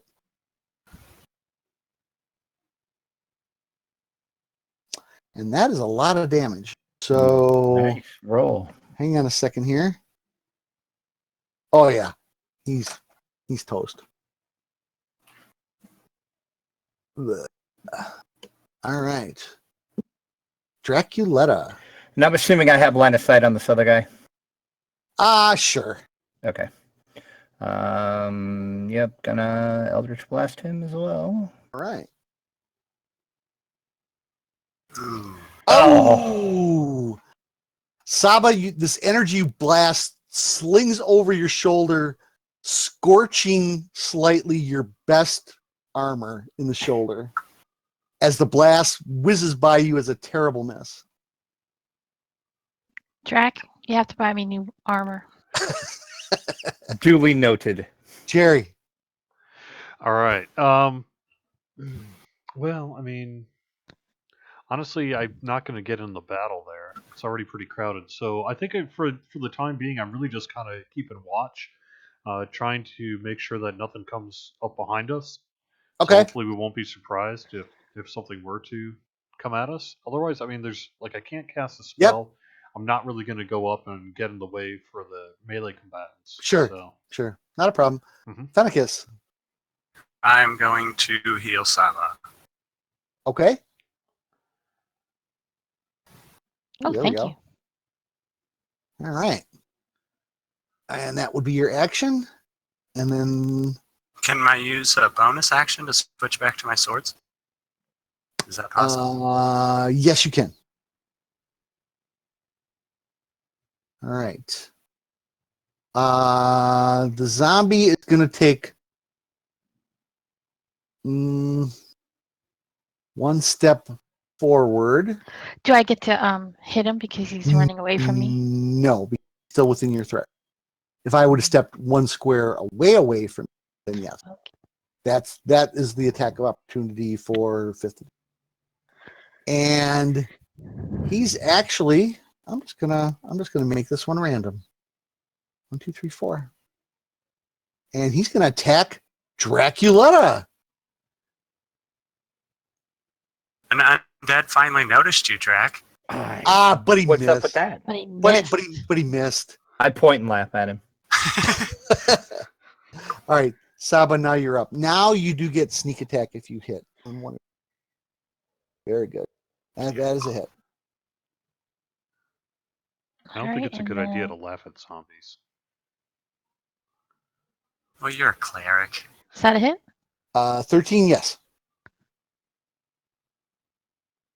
And you don't even actually do the sneak attack.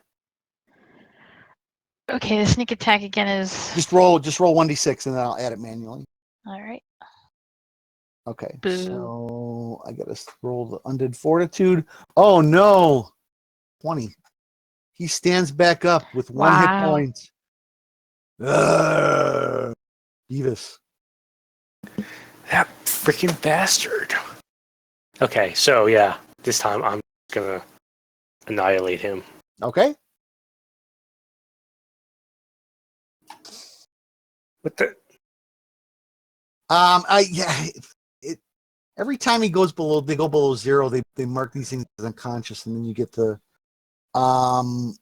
what did it drop? It dropped a 4. I'll give it to you. I got to remember to change it from now on. Yeah, I could roll again. Yeah, why don't you roll again? Let's just do it right. I'm just gonna roll like that because. And you roll identical. So Oh, yep. Okay. So go ahead and roll the full damage. I could re-roll that too. Okay. Hopefully it's not a 1. Oh yeah, look at that. So 4. 15. Oh, I gotta roll a 20 for him to stand up again. Nope, he's gone. All right, 2 more zombies. All right, and yeah, those bodies fall into the water, and they're not moving.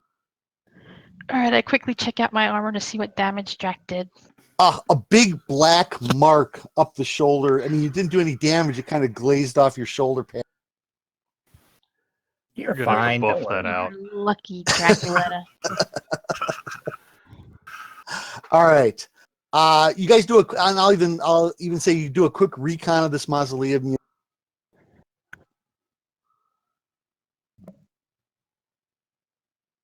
Maybe you cut out. So we do a quick recon of the mausoleum. Yeah, there's nothing in there. Okay. Okay. Yeah, I don't think we should waste time with these things and go right for the main building. I agree. I agree. I agree. Is it a gate or is it a door? No, it is. Well, move yourselves up. All right. Wait. Uh, There we go. And Luke follows right behind Jerry. And I'm going to be kind of trying to keep an eye out for surprise and Yep. oncoming zombies. And you get to that door, and that door is gigantic. It's wood, but it looks like it was built yesterday. It's solid. It's got iron brackets that Is it locked? bind it together, and it's got a big gigantic key in it, and it is not open. The key is in it? No, there's a keyhole, A keyhole. but Can I reach the keyhole? yes, you can. And you take one look at it and you go, ooh. Whatever it is, it might be a key, but it's like the size of a crowbar. I have a crowbar. No, that's not going to work either. No, the door cannot be picked. I'm sure there's a DDO quest that reminds you of, but Several. That never happened. Yeah, there's some kind of a key somewhere. It's either. I think it would be in here, guys. Honestly, I have nobody in the town. I mean, it looks like nobody's tampered with the gate until we tampered with it. So, so we had thought we'd seen one of the statues maybe move, but then looking again, it did not. If I recall, I think it's worth checking out the statues. Okay. I'll look at Luke. Like, He's do you got know his. anything about this? No, he's got his book. He's holding it with 2 hands right now, and you notice that his you know how he looks around and looks around. It looks like he's more agitated at the moment, like he's looking for something. All right, I'm going to move over to here to start with, and assuming I don't see zombies. I'm gonna go up. I'll follow you over. Yeah. You're not going by yourself. Yeah. Wait for us. Yeah, I just bolt off, around the corner.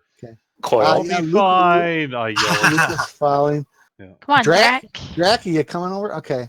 All right. You do see these very large statues. You do notice.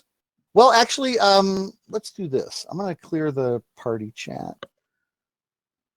As soon as I can get the right.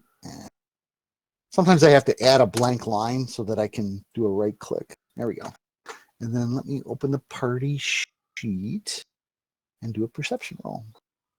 Wouldn't that be investigation? No, not in this case. No. And Saba, you're standing there and you're like, hey, you come over to here and you look and the statue can be pivoted and you move it and there's a tunnel and it looks like it goes under the wall and out the back of the cemetery. Yeah.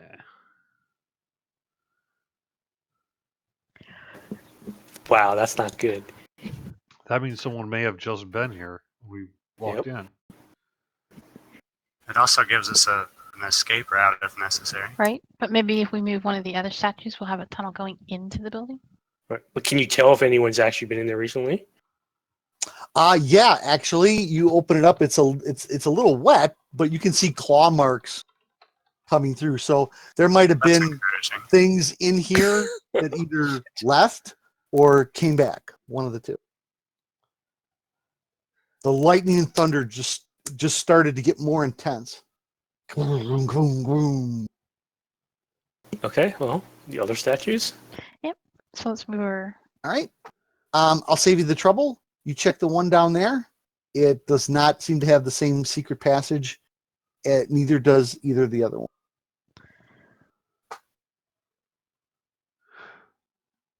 Should we see where the passage goes? Yeah, if we have a tracker, at least while the tracks are relatively fresh, let's see if we can follow the. Well, it looks path, like Fen, are you gonna step up there? Oh. Give me a survival roll. You got survival, right? I do. Give me a survival roll. Oh, very good. You notice that whatever was going through this tunnel was leaving. Right, probably trying to escape. But either way, it might be leaving with the key, or it might be worth finding out what it is that tried to leave, I think. Right? Well, I mean, it looks like fingers, claw marks in the mud. So if you had to guess, maybe all the zombies that Escape that way. at this moment are attacking town. Right. Were being hoarded in here, and they left. You don't know why, but they left to attack town through this passage.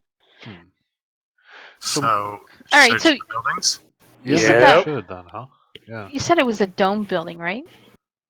Yes, there is. It's very high up, though. At least 20, 30 feet up in the air. And the glass, you can at this distance, now that you're a little closer, you can see that the glass is you can see light coming through it, but it's foggy with age and mold and mildew and everything else that's probably accumulated up there. But the light is still shining through it. And you can hear the water bamming off of it and sliding down the side of the building. You guys are so wet. All right, let's punch holes in the glass. Eventually, they're going to have to escape due to the house being flooded, and then no, it's pretty high up there, Jerry. Okay. Yeah. So we should. I mean, maybe check the other mausoleums. I guess, right? Yeah, we're gonna have to search them all to try to find that key. Well, let's check the one that Drac's standing by. Yeah, Drac. Why don't you check the one you're standing by? All right. Okay.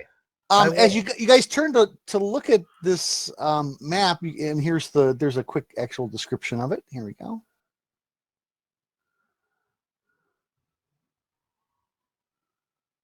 But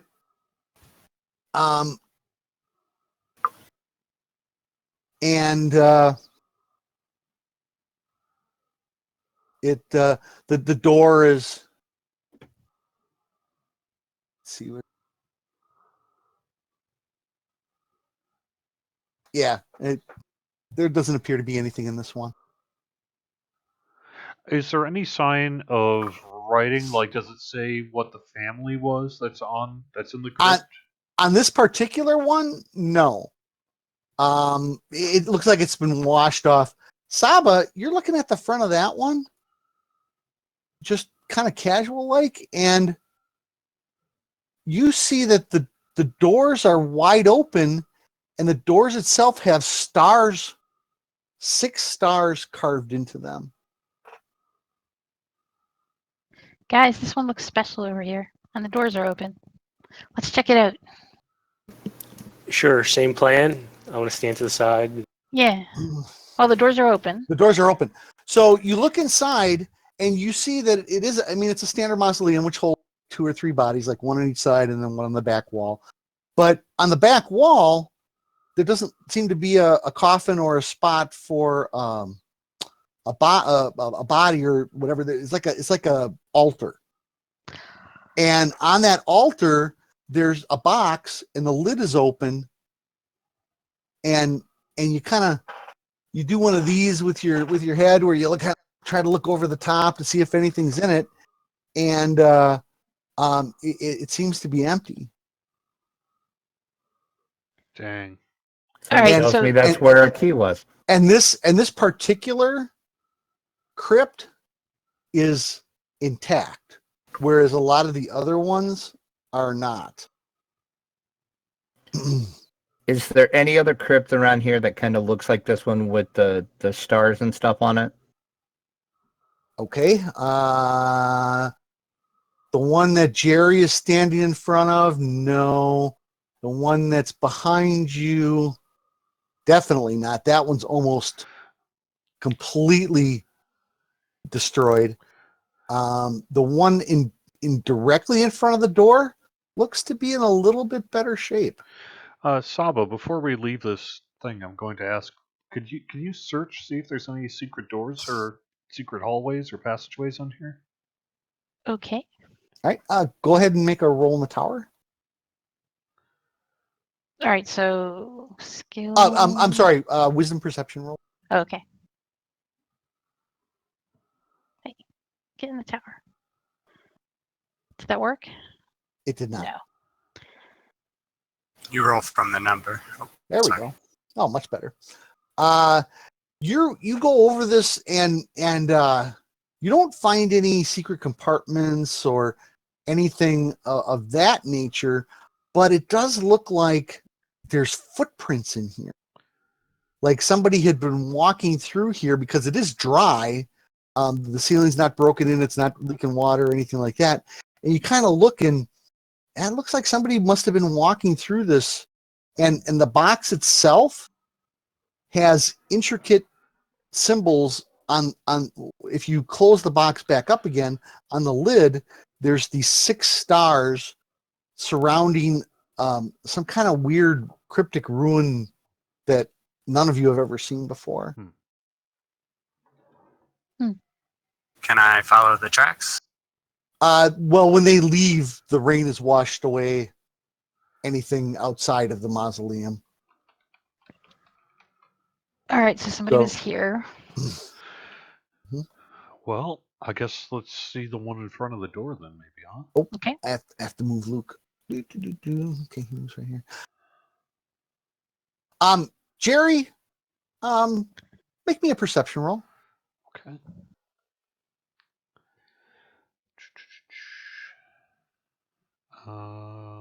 Remind me. Oh yeah, from the skill panel. Yep. Mm-hmm. In the tower. Please. Oh, very good. You notice Luke doesn't walk anywhere near that mausoleum. In fact, he walks all the way around it like this. Because you walk this way, he's been following you. Yeah. You notice that, hey, he took a different route. He went this way. So and by the mausoleum, you mean the one that had the doors open with the box at the altar? The star. That is correct. Yep. And as you see him walking, like when he's maybe up here, you see him. He's holding that book so tight, like he wants, like it's a part of him, and he doesn't want to let go no matter what. And he holding it, and his arms are trembling. He's holding it so tightly. Can I go up behind him and Sure. just confront him? I want to say, you know something. It's time to talk. He doesn't say a word. We have ways of making them talk. Always the heavy hand, Drac. No, he looks at you, and it's almost like he is looking at you, and he's got this look on his face. It's complete and utter sadness, and fear. Huh. If you know where the key is, point the direction. No, he doesn't respond to that. All right. Okay. There's something that he didn't like from that mausoleum. Hey, All right, mind if I borrow your book? I'm kidding. Yeah. You say that? Do you say no, that? I do not say that. Okay. Yeah. Okay. Yeah. All right, Saba, you're standing in front. This crypt seems to be in better shape. It is not in disrepair like some of the other ones. Okay. Okay. Doors closed or open? They're older doors. You can open them. They are not secured in any fashion. Do they open in or out? They open in. All right, so I'm going to open the door.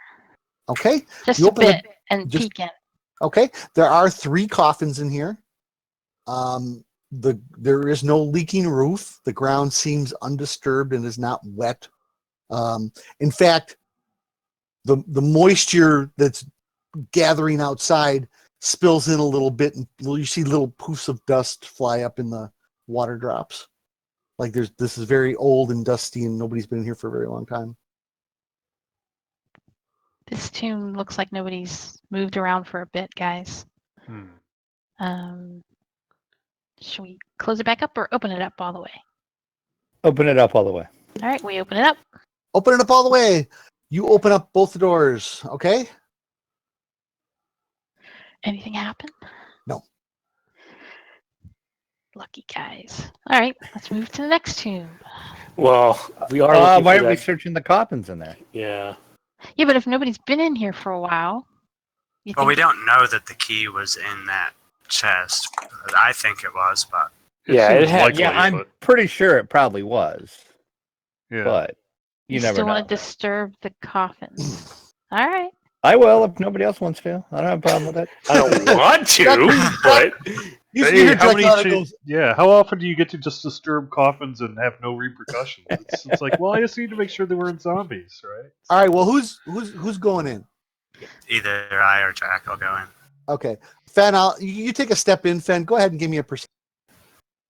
Okay. Oh, okay. You're kind of looking around, and then the lightning flashes behind you, and it illuminates on the wall what looks to be a gigantic metal key. Holy. I grabbed the metal key. Okay, and you can actually do that without moving too far into the room. It's kind of just like hanging on the wall off to the side there. So if you open the door, you could grab the key if you wanted, but you grab the key, and it doesn't look like anybody's used it in a long time. It's got a thick layer of rust on it. Yeah, it's Kind of very- matches the door in front of us here. Oh, a little bit. Let's check it out. All right. So you guys close that up. Come back over to there. Yeah, that sounds So that all means too there must easy. be a secret way to get into this mausoleum if they're not using the front door. Okay. Well, we Well, don't know the- what's going on in there. Oh, but still, The somebody must have zombies lit it got up. an escape Yeah. house. it could be just some sort of evil spirit. Oh, that's true. Great. All right. So you get what do you got for a strength there, Fen? 12. Ooh. I can give the key to Beavis. You put that key in there. Yeah, that looks like it might be a hard turn. Yeah, I got it. All right, go ahead and give me a strength check there, Mr. Beavis.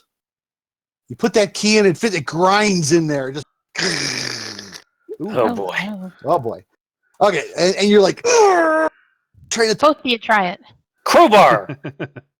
crowbar. So the first attempt at a skill check of this nature that fails, the next attempt you can ask for assistance from somebody else, and that would give them a +2, I believe, to the roll. However, What's your strength, Jerry? 14. So however, terrible. if that fails, then Beavis being the primary, he would get 1 level of exhaustion. Crap. Okay. Can I use my crowbar on the key while it's in the door? Like, is there a hole in it? Use the crowbar, and you have Fen and Jerry. That sounds like an ice cream flavor. Fen and Jerry pull on the bar with you. Make another roll. Okay. Advantage or anything? No, I'll give you a +2 for each of them, so a +4. Do we need to roll? No, just Beavis. You're assisting him. There you So go, much 17. better. There we go. Oh wait, no. Yeah. more than 20. And all of a sudden, eventually it goes click. Ha-ha! Wow. And you let go, and the doors almost swing effortlessly open. I mean, they don't squeak or anything like that. It's like they've already been greased to work. Huh. And as they open, okay, so this is kind of the final encounter, guys. So I'm just going to kind of spoil this right now. Well, let me actually, before you spoil it, there's something I've been curious about. Is our silent friend still standing back there, or is he just got moved? Okay. Nice, right behind you. Okay. I was just zooming out to grab him. Because I was just like, I'm not gonna let him just stand out there. So basically, in case you're wondering, there's something living in the crypt that would open and close the doors as needed, because you can do it from the other side. Nobody's needed to get into it from the other side that wasn't already in. So, little tip. All right, you open this up, and what you guys can see at the moment. Do I have this in mask mode? I do not. There we go. Is it control? Nope, it's shift. And you kind of see, just by peering in,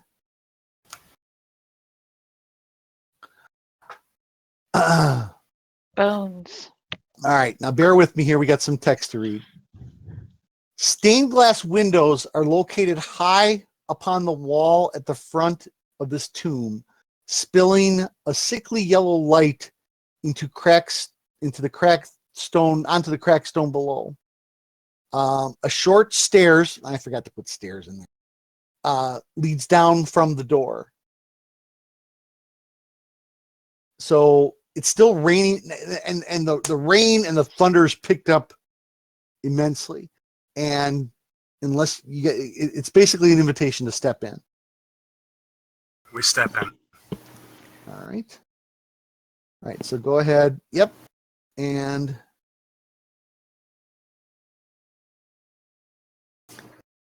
Is it dry? It is perfectly dry. All right. Jerry, Saba, Drac, where are you going to move to there? All right. Nope. Stay here, Drac. You can't cut corner. You can't cut the corner there. Oh, I didn't see there was a corner there. Sorry. Yep. There's a corner. Yep, all right. I see that. All right. So as the doors creak open, the yellow light from within bathes you in a pale glow as you step forward. A vile air flows out the doorway in a gust. The huge chamber before you is littered in a carpet of bones and half-eaten carrion. The ceiling is a glass dome through which you can see the storm clouds parting to unleash a stream of moonlight. Old wooden coffins, many of them broken and splintered, line the walls. A platform of bone ahead of you lies ahead in the chamber, flanked by two flaming braziers that are fashioned from stacked skulls. I couldn't find a good graphic for that. Atop the platform is a finely crafted throne of bones and skulls. Seated there is a hideous creature who vaguely resembles Luke, but with a rotting, pale gray skin. He says, "Welcome to my domain. I am Marcel Tarskan. It's the original Taras. Lord of the undead," he says. "Give me what I seek. Give me the scroll of the 6 signs, or join the rest of the village as living dead." With that, shapes shamble out of the wooden coffins surrounding the chamber. And initiative. And if you guys are going to have to give me a minute to place all of the guys on the map. My rolls are terrible. Damn Is it, Luke right nice behind roll. us? I'd rather see that for an attack. All Happened to right. me last week. Oh, actually, shoot. Well, I'll just move a couple here. That. And through the as you guys step in, it's almost like there's the eye of the storm. And all of a sudden you see moonlight streaming down in through the top as well. 1, 7. Perfect. All right. So where's Luke? he is right behind you, Saba. Okay. What's he looking at? Is he shaking in his boots? He is shaking in his boots. Okay, so I'm gonna put. So he's afraid of his brother. His brother is some kind of like weird. Brother, is it? Yeah, that's his brother. That is Looks that like is his his brother, yeah. It is his brother. Oh, okay. His brother has become some sort of a zombie lord, some sentient zombie. Possessed, though, right? Potentially. Well, he says his name is Marcel, not Jean. Yep. He knows who he is. He's not a mindless. But his skin is rotting and stuff like that. Mm-hmm. I do have a picture of him. Give me a moment, and I will shoot it over to you guys.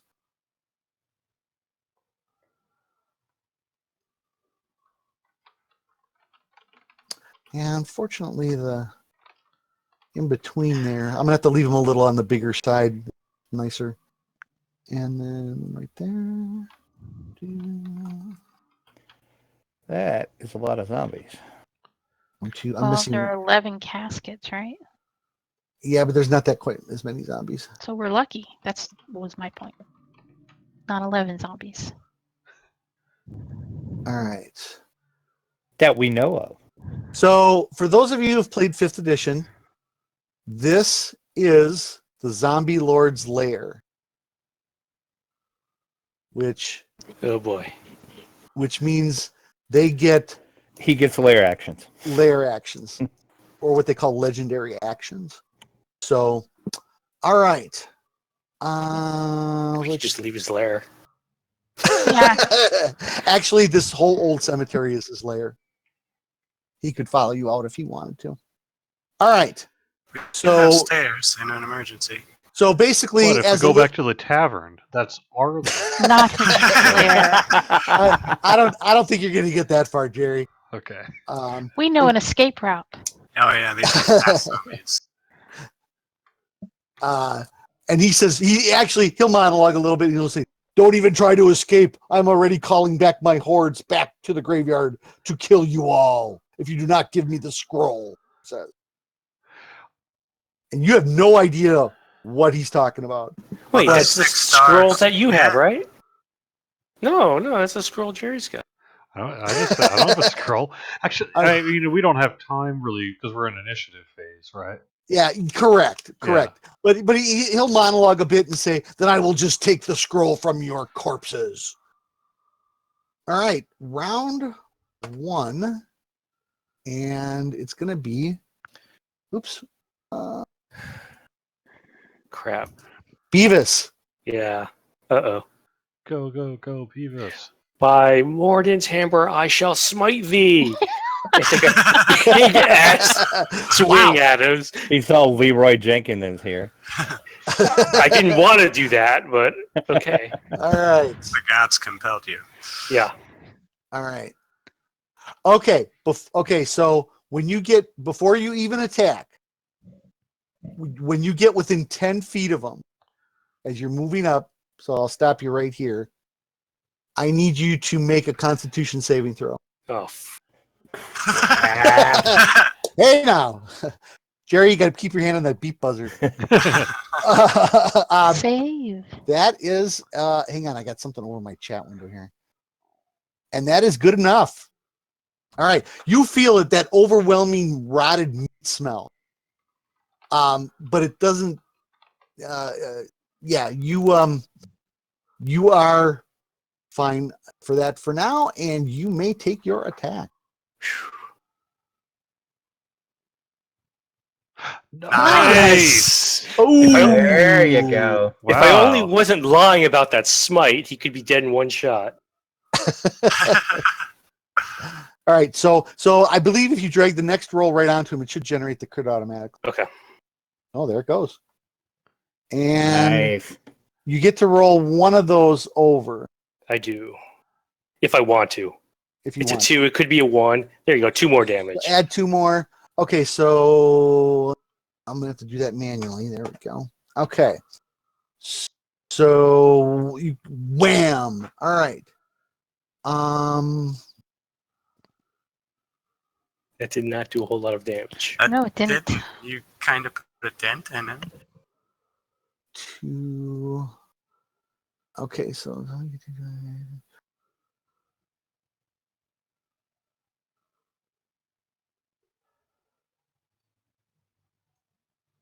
okay.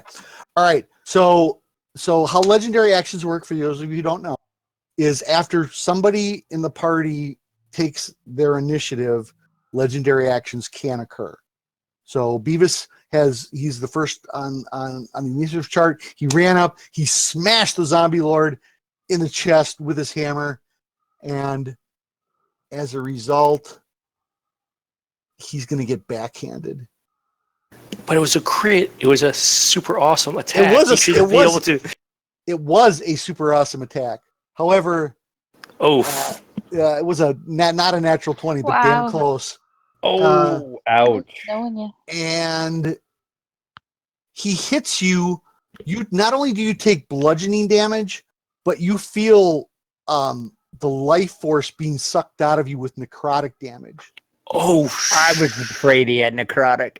So, wow. wow. And 2, 3. And How far is the inn away? All right. And one of the zombies moves on his legendary action and moves in front of Saba, but it is not going to attack. So they all get legendary action? No, he gets 2 legendary actions. One of them is make an attack, and the other one is make a zombie move up to half its speed and make an attack. However, this one's not going to attack. Okay. Right. He can control them, basically. Yes, he basically can control them. That's correct. All right, so this zombie, which one? Number 10. Oh, that's the one right in front of Saba. All right. He is going to... Actually, he's going to attack Fenicus. And that is going to be a miss. Whew. All right. All right, next zombie is zombie number 4, who's going to take us 2 steps here and attack Jerry.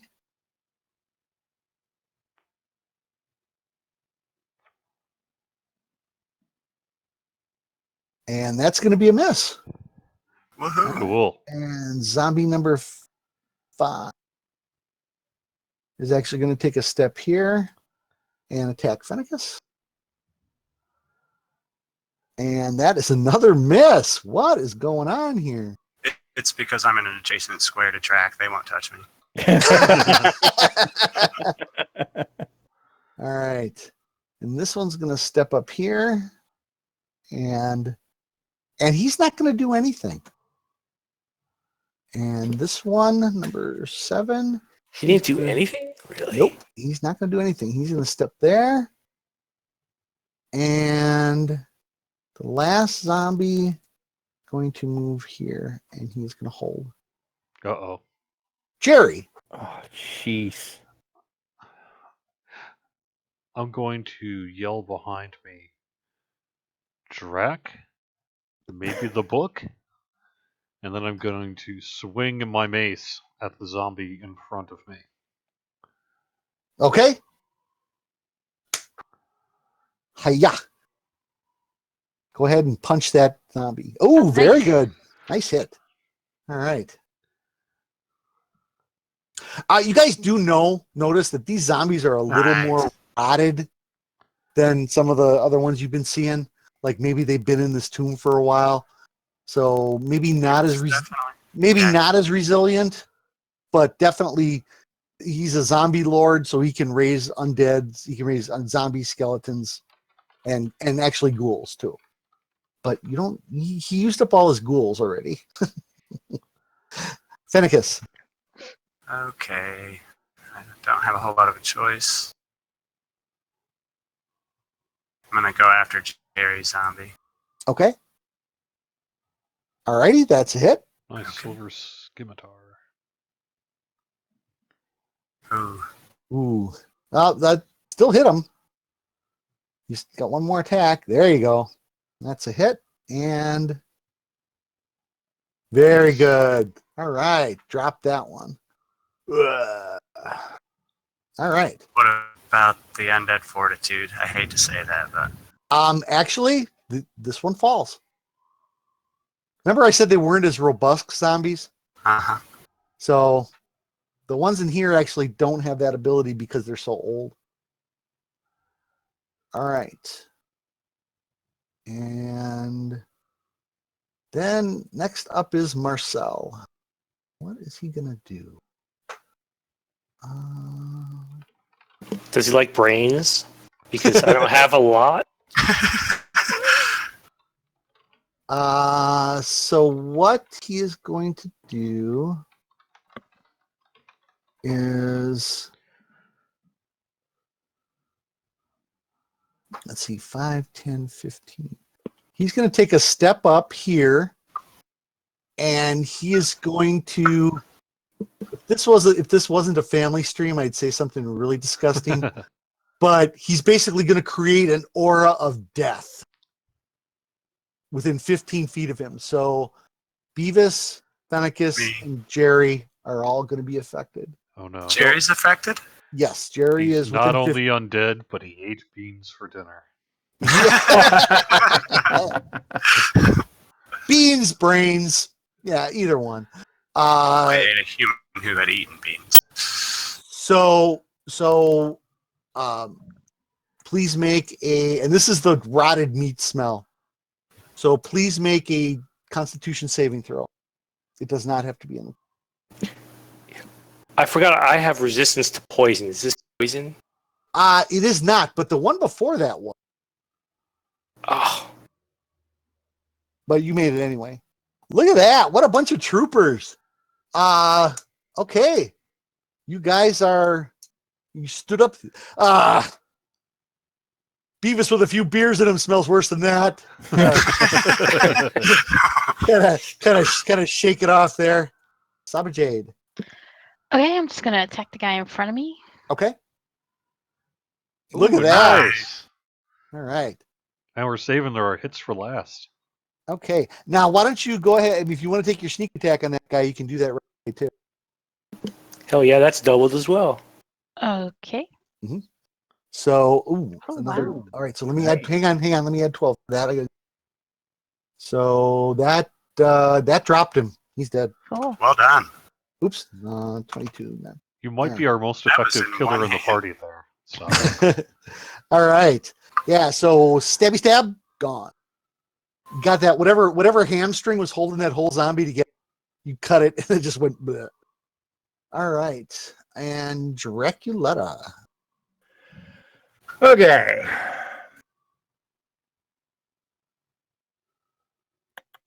Can I? Let's see. Can I like shoot? Like, how tall is Sven? Can I like shoot over him? No, you're not gonna be able to shoot over him. Okay. You could get zombie number 7 or maybe number 6. Okay. I'll just do number 7 then. Okay. I'm trying to decide if I want to go full bore here or not. No, I'll save that. I'm just gonna do blast on 7 there. Wait, Saba should have had a second attack, right? Yes, I'm very sorry, Saba. He is correct. You do still have your movement and your So I can use a short bow. and your bonus action. No, You'd have to swap. You'd have to use a bonus action to switch. Forget that. your dagger attack you would have, Okay. but you would have to step up to do it. So I can move and hit a dagger. Well, I think. That is correct. You could step in between Drac and that other one. That's up to you. Oh, I don't want to do that. Can I go there? Yes, you can. That actually, but understand that costs you 2 movement because you can't. No, it costs you 2 movement. You can't when you move diagonally and there's a wall there. It actually costs 2 movement because you have to go here and then here. Yeah. Okay, but actually, here's the point. If you go here, Yeah. and you go here, this zombie number 5 gets an attack of opportunity. Yeah, I was just going to say that because you're leaving its area of effect. Yeah. You can throw that dagger. Mm-hmm. Oh yeah, good idea, guys. So. You have to check on your sheet that you have 1 dagger. Yeah. Okay, so the top dagger is set at melee. I'm going to change it to thrown. Okay. And then you have 2. You have a thrown one and an offhand one. So you actually have 2. Hang on, let me uncheck them. Okay, now you're ready to go. Okay, and I'm going to go after this guy since he's right there. Yep. That is a hit. Nice rolls. And actually, that's going to be 4. You don't get your strength bonus. Okay. And that's number 7. So let me make an adjustment on that. Okay. And now it's your turn, Drac. Sorry about that. Okay, nope, that's fine. All right. Yep, I'm just gonna blast number 7. Ooh. Crap. Oh, Hit my armor again. No, but you don't think your ponytail's ever going to be the same? Oh, man. Crap. He doesn't like architecture. He really doesn't like Saba's. I'm just saying, Drac, you could move right here. No, I'm kidding. Yeah. All right. Could move Let me there. try and get as far away from him as I can. All right. Well, see, I have a plan for later. I don't want to hear What, when everyone's dead? No, he's going to ally with Marcel. Oh, there you go. Okay. Top of the order, Beavis. Get out of my Crap. head. I really don't know what to do. I'm about to die. I'm just going to heal myself. Okay. I'm just going to lay on hands for all the points I have remaining. Which is how many? 8, I believe. Yep. Okay. Fair enough. Good use of that. I'm just saying, I do this in DDO fairly often. It doesn't usually work out that well. Surrounded by mobs hitting you, trying to self-heal. Yep. Yeah. Okay. Zombie number 5. Which one is that? Oh, that's the one on Fen. All right. God, Fen has got the... I told you, Drac's right next to me. I'm safe. All right. Zombie number 6. That's this one. You know what? He's going to go 1, 2...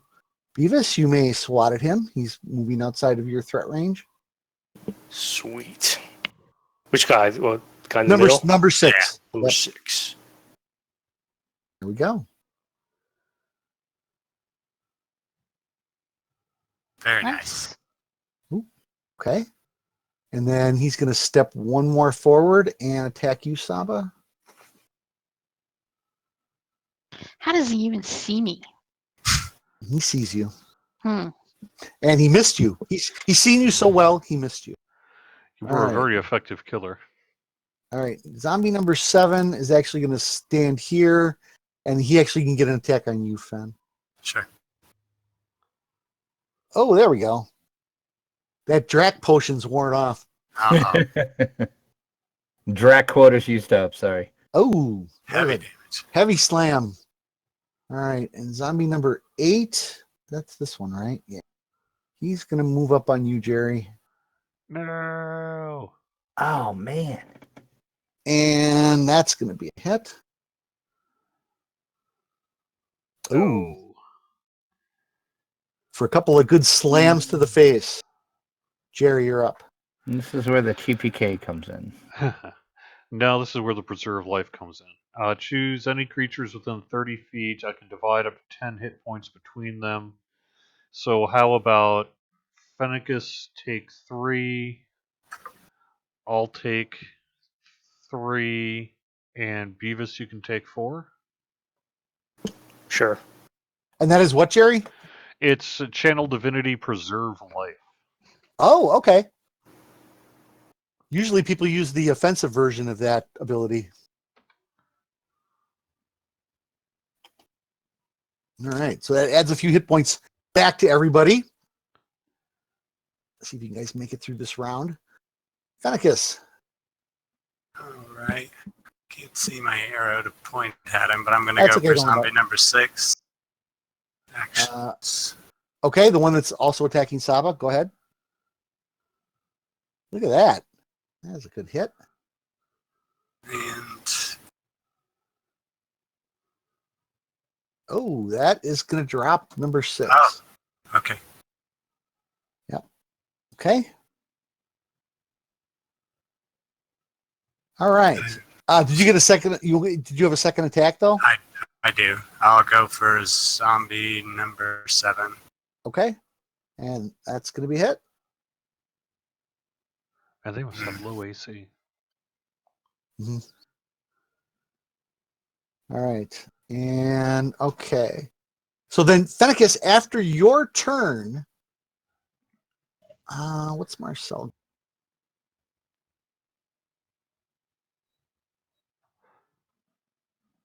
He is going to. We can't do that anymore. He commands zombie number 8 to quickly attack again, Jerry the Cleric. No.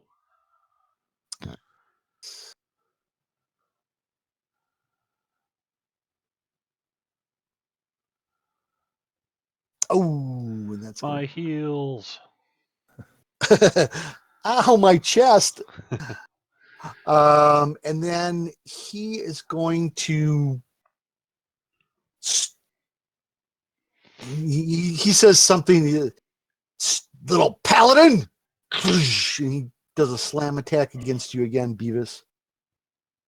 And that is going to be a miss. Nice. He called me little? He's going down. See how little you are when you're lying on the... Okay, but that was his legendary action. Now it's his actual initiative. Oh, yeah? Bring it on. You ain't so tough now. Okay. I didn't mean that. All right, so he's going to slam you again. And that time, you're not going to get out of it.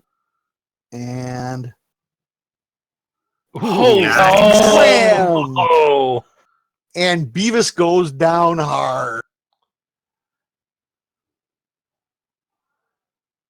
Saba. All right, I'm gonna move up here. Okay. Attack this guy. Alrighty. Who's already injured. And you do get your sneak attack because he's also fighting Fenicus. All right. Okay. So here's the regular. Okay, so 7, and then roll the sneak. And that's which one? Number 7. So I have to add an additional 2. Then I'm gonna do my other attack. Yep. Very nice. There we go. Saba, you That are one's- tearing these things up. And that one, oh, you just... Almost dead. Oh, you rolled a 1. Oh, my goodness. Okay. He's still up. All right. Draculetta. I gotta find. I'm trying to figure out. I'm gonna have to move to be able to actually be able to hit any of these guys. If you move behind me, can't you hit the guy? Because I'm short. Oh, yep, I could. That's right. I've got Nice. You be tiny. Well, actually, you can move one to the side there, Drac. Standing. Yeah, so I'm gonna move behind Saba. Those ones, Technically, you can move through friendly places. You just can't end up in one. You can, except for the corner there, Jerry. You can't move around the corner. No, but I'm saying you. Oh, why not? I mean, you could move down one and then over one, right? Technically, yeah. Yeah. What if we would get a free attack on him, though? Well, but if he's going to use his Eldritch Blast, though, he can't be in an adjacent square. That was a mistake. Right? Yeah, that's. I have to be right, ranged for that. right, Yeah. Mm-hmm. Well, All right. Worse is you'll just singe the top of Saba's head. Exactly. So I kind of say to her, "You might want to duck, even though you're small." And as he does his thing, I punch him in the gut. He still manages to hit. Yeah, All right. I can say that hit. And that's probably going to drop. There we go. All right. And that was number 7. Yep, correct. 10. Okay. Now, odds are looking a little better. All right. And okay, so top of the order, before Beavis's death save, suddenly, in the midst of the battle, a great thunder shakes the chamber. Then lightning strikes the dome overhead, and the glass explodes, showering the chamber with glittering shards. The full moon above fills the room with a pale red light. It's like the moon turned red in the midst of this epic battle. Immediately, Luke steps forward, and he steps through you guys, maybe to right here, and he says, "The light of the sky shining over the dead shall utter and fail, turn all to red." And the moon is indeed red, and it slowly begins to disappear, shrinking as though some unseen monster were swallowing it bite by bite. And you look, and the 2 zombies in front of you guys seem to be paralyzed as they're looking up at the moon. And Saba, you can kind of see that Marcel also stopped moving and is looking up at the moon and doing nothing. Now, this is a very, very important, and I'm going to let you guys pick who's going to make it. This is how many rounds the zombies and Marcel are paralyzed. Roll a 1d4. Who's going to do it? Not Jerry the Drac. Cleric. Okay. I was just going to say anyone but not Drac. 2 rounds. Just that RNG. Huh? Yeah. Okay, so 2 rounds. So for 2 rounds, you guys get free shots on them. Now, what this means is you're going to deal a crit automatically. So you have to roll the crit and the damage automatically. But only if we hit. No, the hit is automatic. Auto hit? Okay. The automatic hit with crit damage. So, but before that happens, make that death save, Beavis. Yeah, let's do it.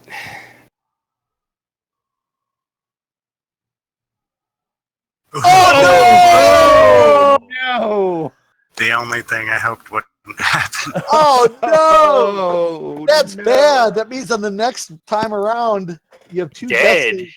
Next time around, he's dead. Well, we'll see. Okay.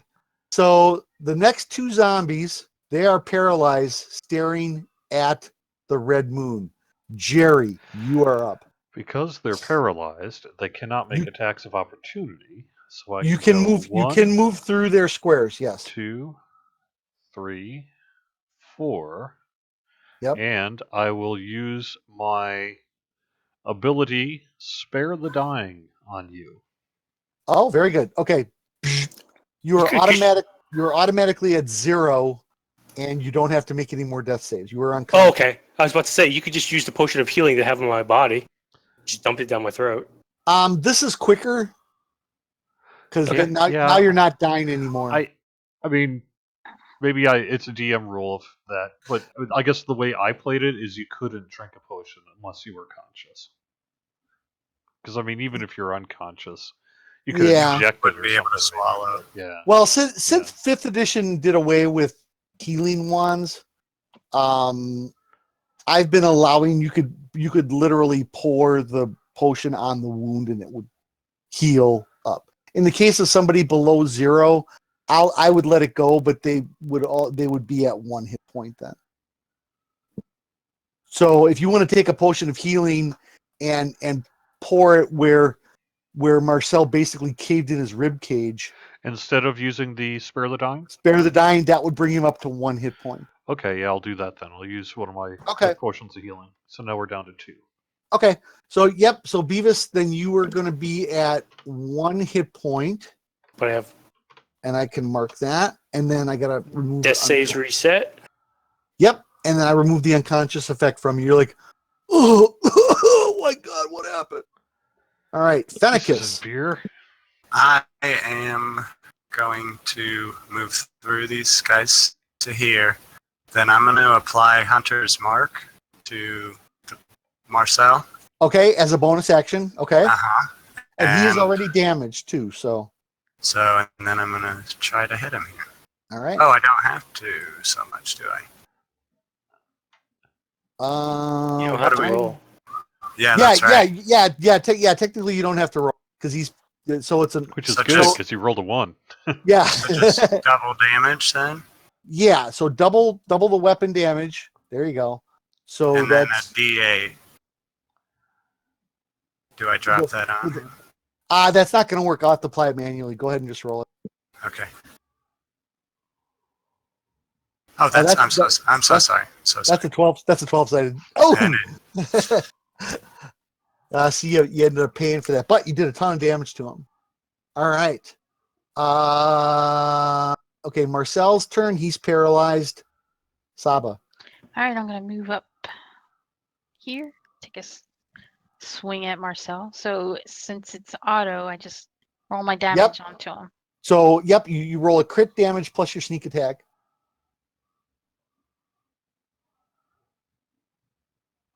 Did I do that right? I think no. You need another 6-sided on top of that. Okay. Okay, so nope. Just the 6-sided alone. You don't get the strength twice. Oh, okay. So that's okay. I'll just subtract 3 from what is there. So 2. Okay, and then your sneak attack. Sneak attack. And if you right click while you're dragging a 6-sided die, it'll actually turn it into 2. Oh, okay. All right, and then my extra attack. Your dagger. Yep. So just roll 4-sided. Dang, you're just a whirlwind of death.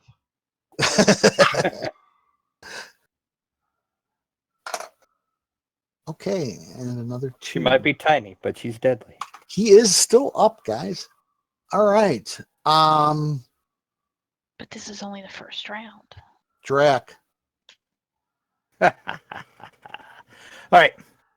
I am going to move so I can get a good line of sight on him. So I have enough movement to get like over here, right? Yeah, I should. Sure. All right. I am going to say something that nobody can understand. You guys have probably never heard this language before in your life. I'm going to point to him, and I'm going to catch Witch Bolt on him. Yes, I was hoping you were going to do the Witch Bolt. Yeah. And you do have to roll the hit, but because he's paralyzed, it's automatic. Yeah, right. So go ahead and roll damage. Oh, that was the hit. Sorry. Yeah, that's a hit. You still hit him. That's fine. Oh, there we go. Witch Bolt is such a good spell in 5th ed. Yes, it is. And you do that, and you blow another something with Draken blowing holes in people's chests. And he blows a hole in Marcel's chest, and Marcel falls, and these 2 zombies over here fall as well. Oops. So they fall, he falls. Great. So all the zombies everywhere are Well, you don't dead, know maybe? because you're not there. But all of a sudden, after that happens, and Beavis, you're still holding your chest with one hand, where Marcel just slammed you so hard that hang on, where is it? There it is. That this chest over here, or this coffin over here, opens up, and a gigantic skeletal warrior comes out. And he takes a couple of steps forward, and he stops right in front of Luke. What do you guys do? Nice knowing you, Luke. Does he have a weapon out or something? He's got a big sword. Hang on, I had another picture. What did I do with it? Hold on. Well, does he draw it? Is it in his hand? It is in one of his hands. Yes, it doesn't look like he's holding it up to him, but Oh my god. but he's standing in front there, and he's got a sword in one hand, and he holds out his other hand towards Luke. And what do you guys do? I'll give you one action or pass. Go protect Luke. Yeah, I'm gonna have to stand next to him, but I don't know what to do. If I should just attack him or not. Okay. Like, Fen? I'll close in on him as well. Okay. Surround him, But you're not. But nobody's attacking. Nope. No. Okay. but my maul's ready. And the skeleton's watching you, and you see Luke. He his arms unclench, and he opens up the children's book, and he goes to the very last page, and he pulls out this piece of parchment with all these runes written on it. He did have the dang There's scroll. the scroll. And he hands it to the skeleton, and the skeleton takes it, and he looks at you all, as in, get the hell out of my way. Luke takes a couple of steps backwards, and he faints, and he falls into the floor. And the skeleton steps forward, and he turns back to look at you. You follow? Anybody following him? Yeah. I guess. Well, but you're not attacking him. No. Okay. He walks up and around, and he goes into this mausoleum, and the door shuts. And as that happens, the red moon, or the moon, all of a sudden appears back at normal size, and the redness disappears, and it looks like the storm is over. And you successfully defeated the zombie lord. The parchment was the spell to create a zombie lord.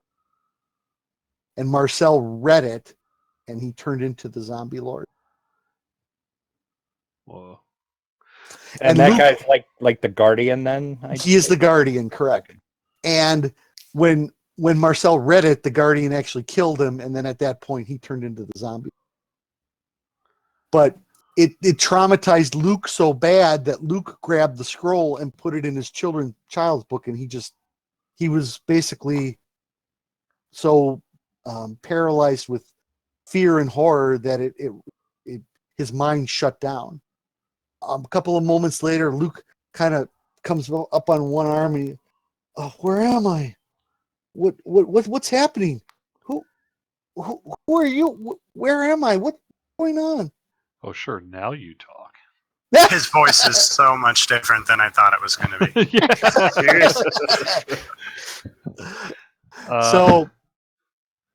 So you explain kind of to Luke what happened. He goes, Marcel and I were in here, and we came in through the secret passage that I found, and we were looking through some of the old crypts looking for some of our ancestors when we found this chest, and there was a scroll inside, and I don't remember anything after that, he says. Did you guys come in through the secret entrance? Yeah. Let me suggest in the future that you leave items and crypts alone. All right. So that is the successful completion of the adventure. You guys all come back out, and all the zombies are now inactive or AKA dead. And needless to say, Pierre is going to be pretty busy the next couple of days. Oh, he's going to be so mad at us. They've been causing a lot of trouble here. I do not think we need to help bury all these people. I think it's them. But he's going to have to find out who belongs in what mausoleum, and all this other stuff. You guys come back to the Full Moon Inn. You get back. Shaman Brukin, it looks like they were fighting off the zombies for quite a while. One of them got in the bar, but the villagers, they hacked them to death with their hatchets and rusty swords, and the rest of them are just lying around. And the next day, well, just kind of moving ahead a little bit, you guys saved the village. You found out where the zombies were coming from. You defeated the zombie lord, and the next day, you wake up, you get a good night's sleep. The next day you wake up to sunshine, bright sunshine that you haven't seen since days before you left the realms. And Beavis, Durin comes up to you and says, "Laddie, if you ever wanted to try and get home, you do it while the sun's out." Thank you. We are out of here. Unless you want to go with us? He says, "No, my home is here. But if you ever want to come back, venture into the swamp. I'm sure she'll bring you here." Annabelle wish to come back with us? Annabelle, she finally regains consciousness. She's very frightened. She doesn't understand the last thing she remembers is a goblin carrying her off into the swamp. That's basically the last thing she remembers. But she's happy to see you all. She's happy to see you, Saba. And she says, "Can I go home now?" I have stuff to do in the vast swamp anyway. Yes. So you guys get in the boats, you take them as far as you can, and when all of a sudden the mist parts a little and things start to look a little bit familiar, and you make it back through the swampy mist back to Battlerise. And you come into town, and the head of the guard watch, he's like, "Oh my goodness, you're back. You guys have been gone for 2 weeks." 2 weeks? Mm-hmm. There's always a little time dilation with Ravenloft. But he says you've been gone for 2 weeks, and he says everybody meet up at the Red Dragon Inn. You go back to the inn. Annabelle's mom comes up and she's hugging her. "Oh my darling, I missed you so much. We were all so worried." And she's thanking you all. Thank you. And as a reward, aka loot the chest. Where did I have that? Can we go back and loot that scroll from that tomb? No, you cannot. I have a treasure hunter potion here. So well, the first So in reward, when they find out you're back, Daddy Pappy Porkhammer's there, Slinker's there, High Priest Carl is there, and I walk up to Slinker. "What's up with not giving me that bow?" "What? My bow?" He looks on the wall. "Saba." I don't know what you're talking about. So as a reward, your mentors. Oh, and then all of a sudden, Mrs. Azeroth comes in, and she goes, "Hi, Mrs. Azeroth. Shelly, where are you? Oh, there you are, my boy. Okay." You're going to be in so much trouble, Drac. Are you okay? Call me Shelly. Oh, Draculetta. Better. And I'm so glad you made it home. We've all decided that since you brought Annabelle home as your first successful mission, we would all give you treasured items from all of our families. So let me clear the chat here. Oh, dang it. There you go. So the first one is no, I didn't save that. I forgot what I called your dad, Beavis. Oh yeah, it's written down here. Somewhere on your sheet. Somewhere. Pappy Porkhammer, he goes up. son, that's a job well done. As a reward, here's great Pappy Porkhammer's mithril chain armor. Ooh. He puts that in the track and puts that in the. It's not plate though. No, but it's still mithril. It's still mithril chain, which is just as good as plate. Okay. Plus, it's not. You don't have to worry about the. Not going to give you mithril plate at second level. Fine. I'll Count take yourself. Vorpal Great Axe. Count yourself lucky. All right. So, Saba. So Slinker goes, "See, you took my bow, huh? Well, you're going to need Can't this." use it anyway. He says, "You're going to need this," and he hands you a little gem. And if you look, it looks like this gem fits in the front of the bow. And when I'm going to put that is a shocking short bow. Oh, cool. Very nice. So now, if you roll a crit with the bow, it'll do an additional 3d8 electrical damage. Wow. Very cool. Okay. And Jerry, Yes. High Priest Carl comes over and he goes, "My boy, I'm very proud of you. I'm going to give you the first item of magic that I ever found on a quest." Let me make sure I did this right here. Nope, I didn't. It should be 2. I was wondering about that. All right.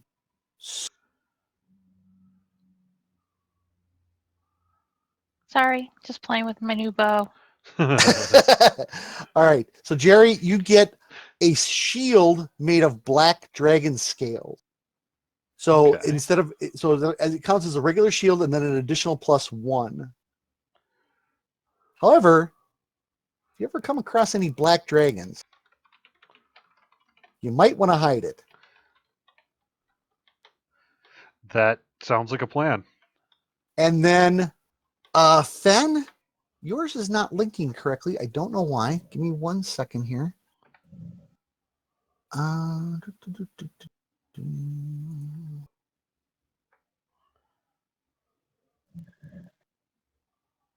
While I'm waiting, I guess the Drac's going to get tail purse.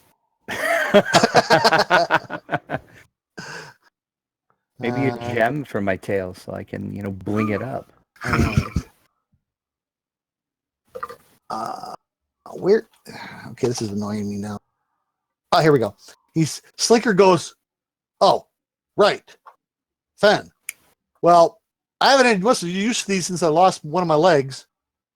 So here's some boots of Elvenkind for you." All right, they match me. He says, one of them's pretty new, the other one's a little worn.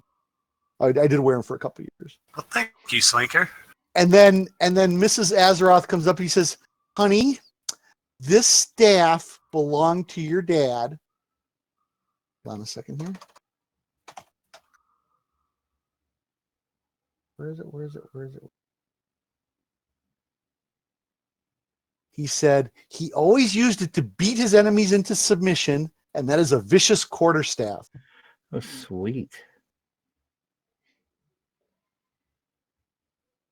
And Slinker goes, "And the drinks are on the house." Oh, everybody's a winner.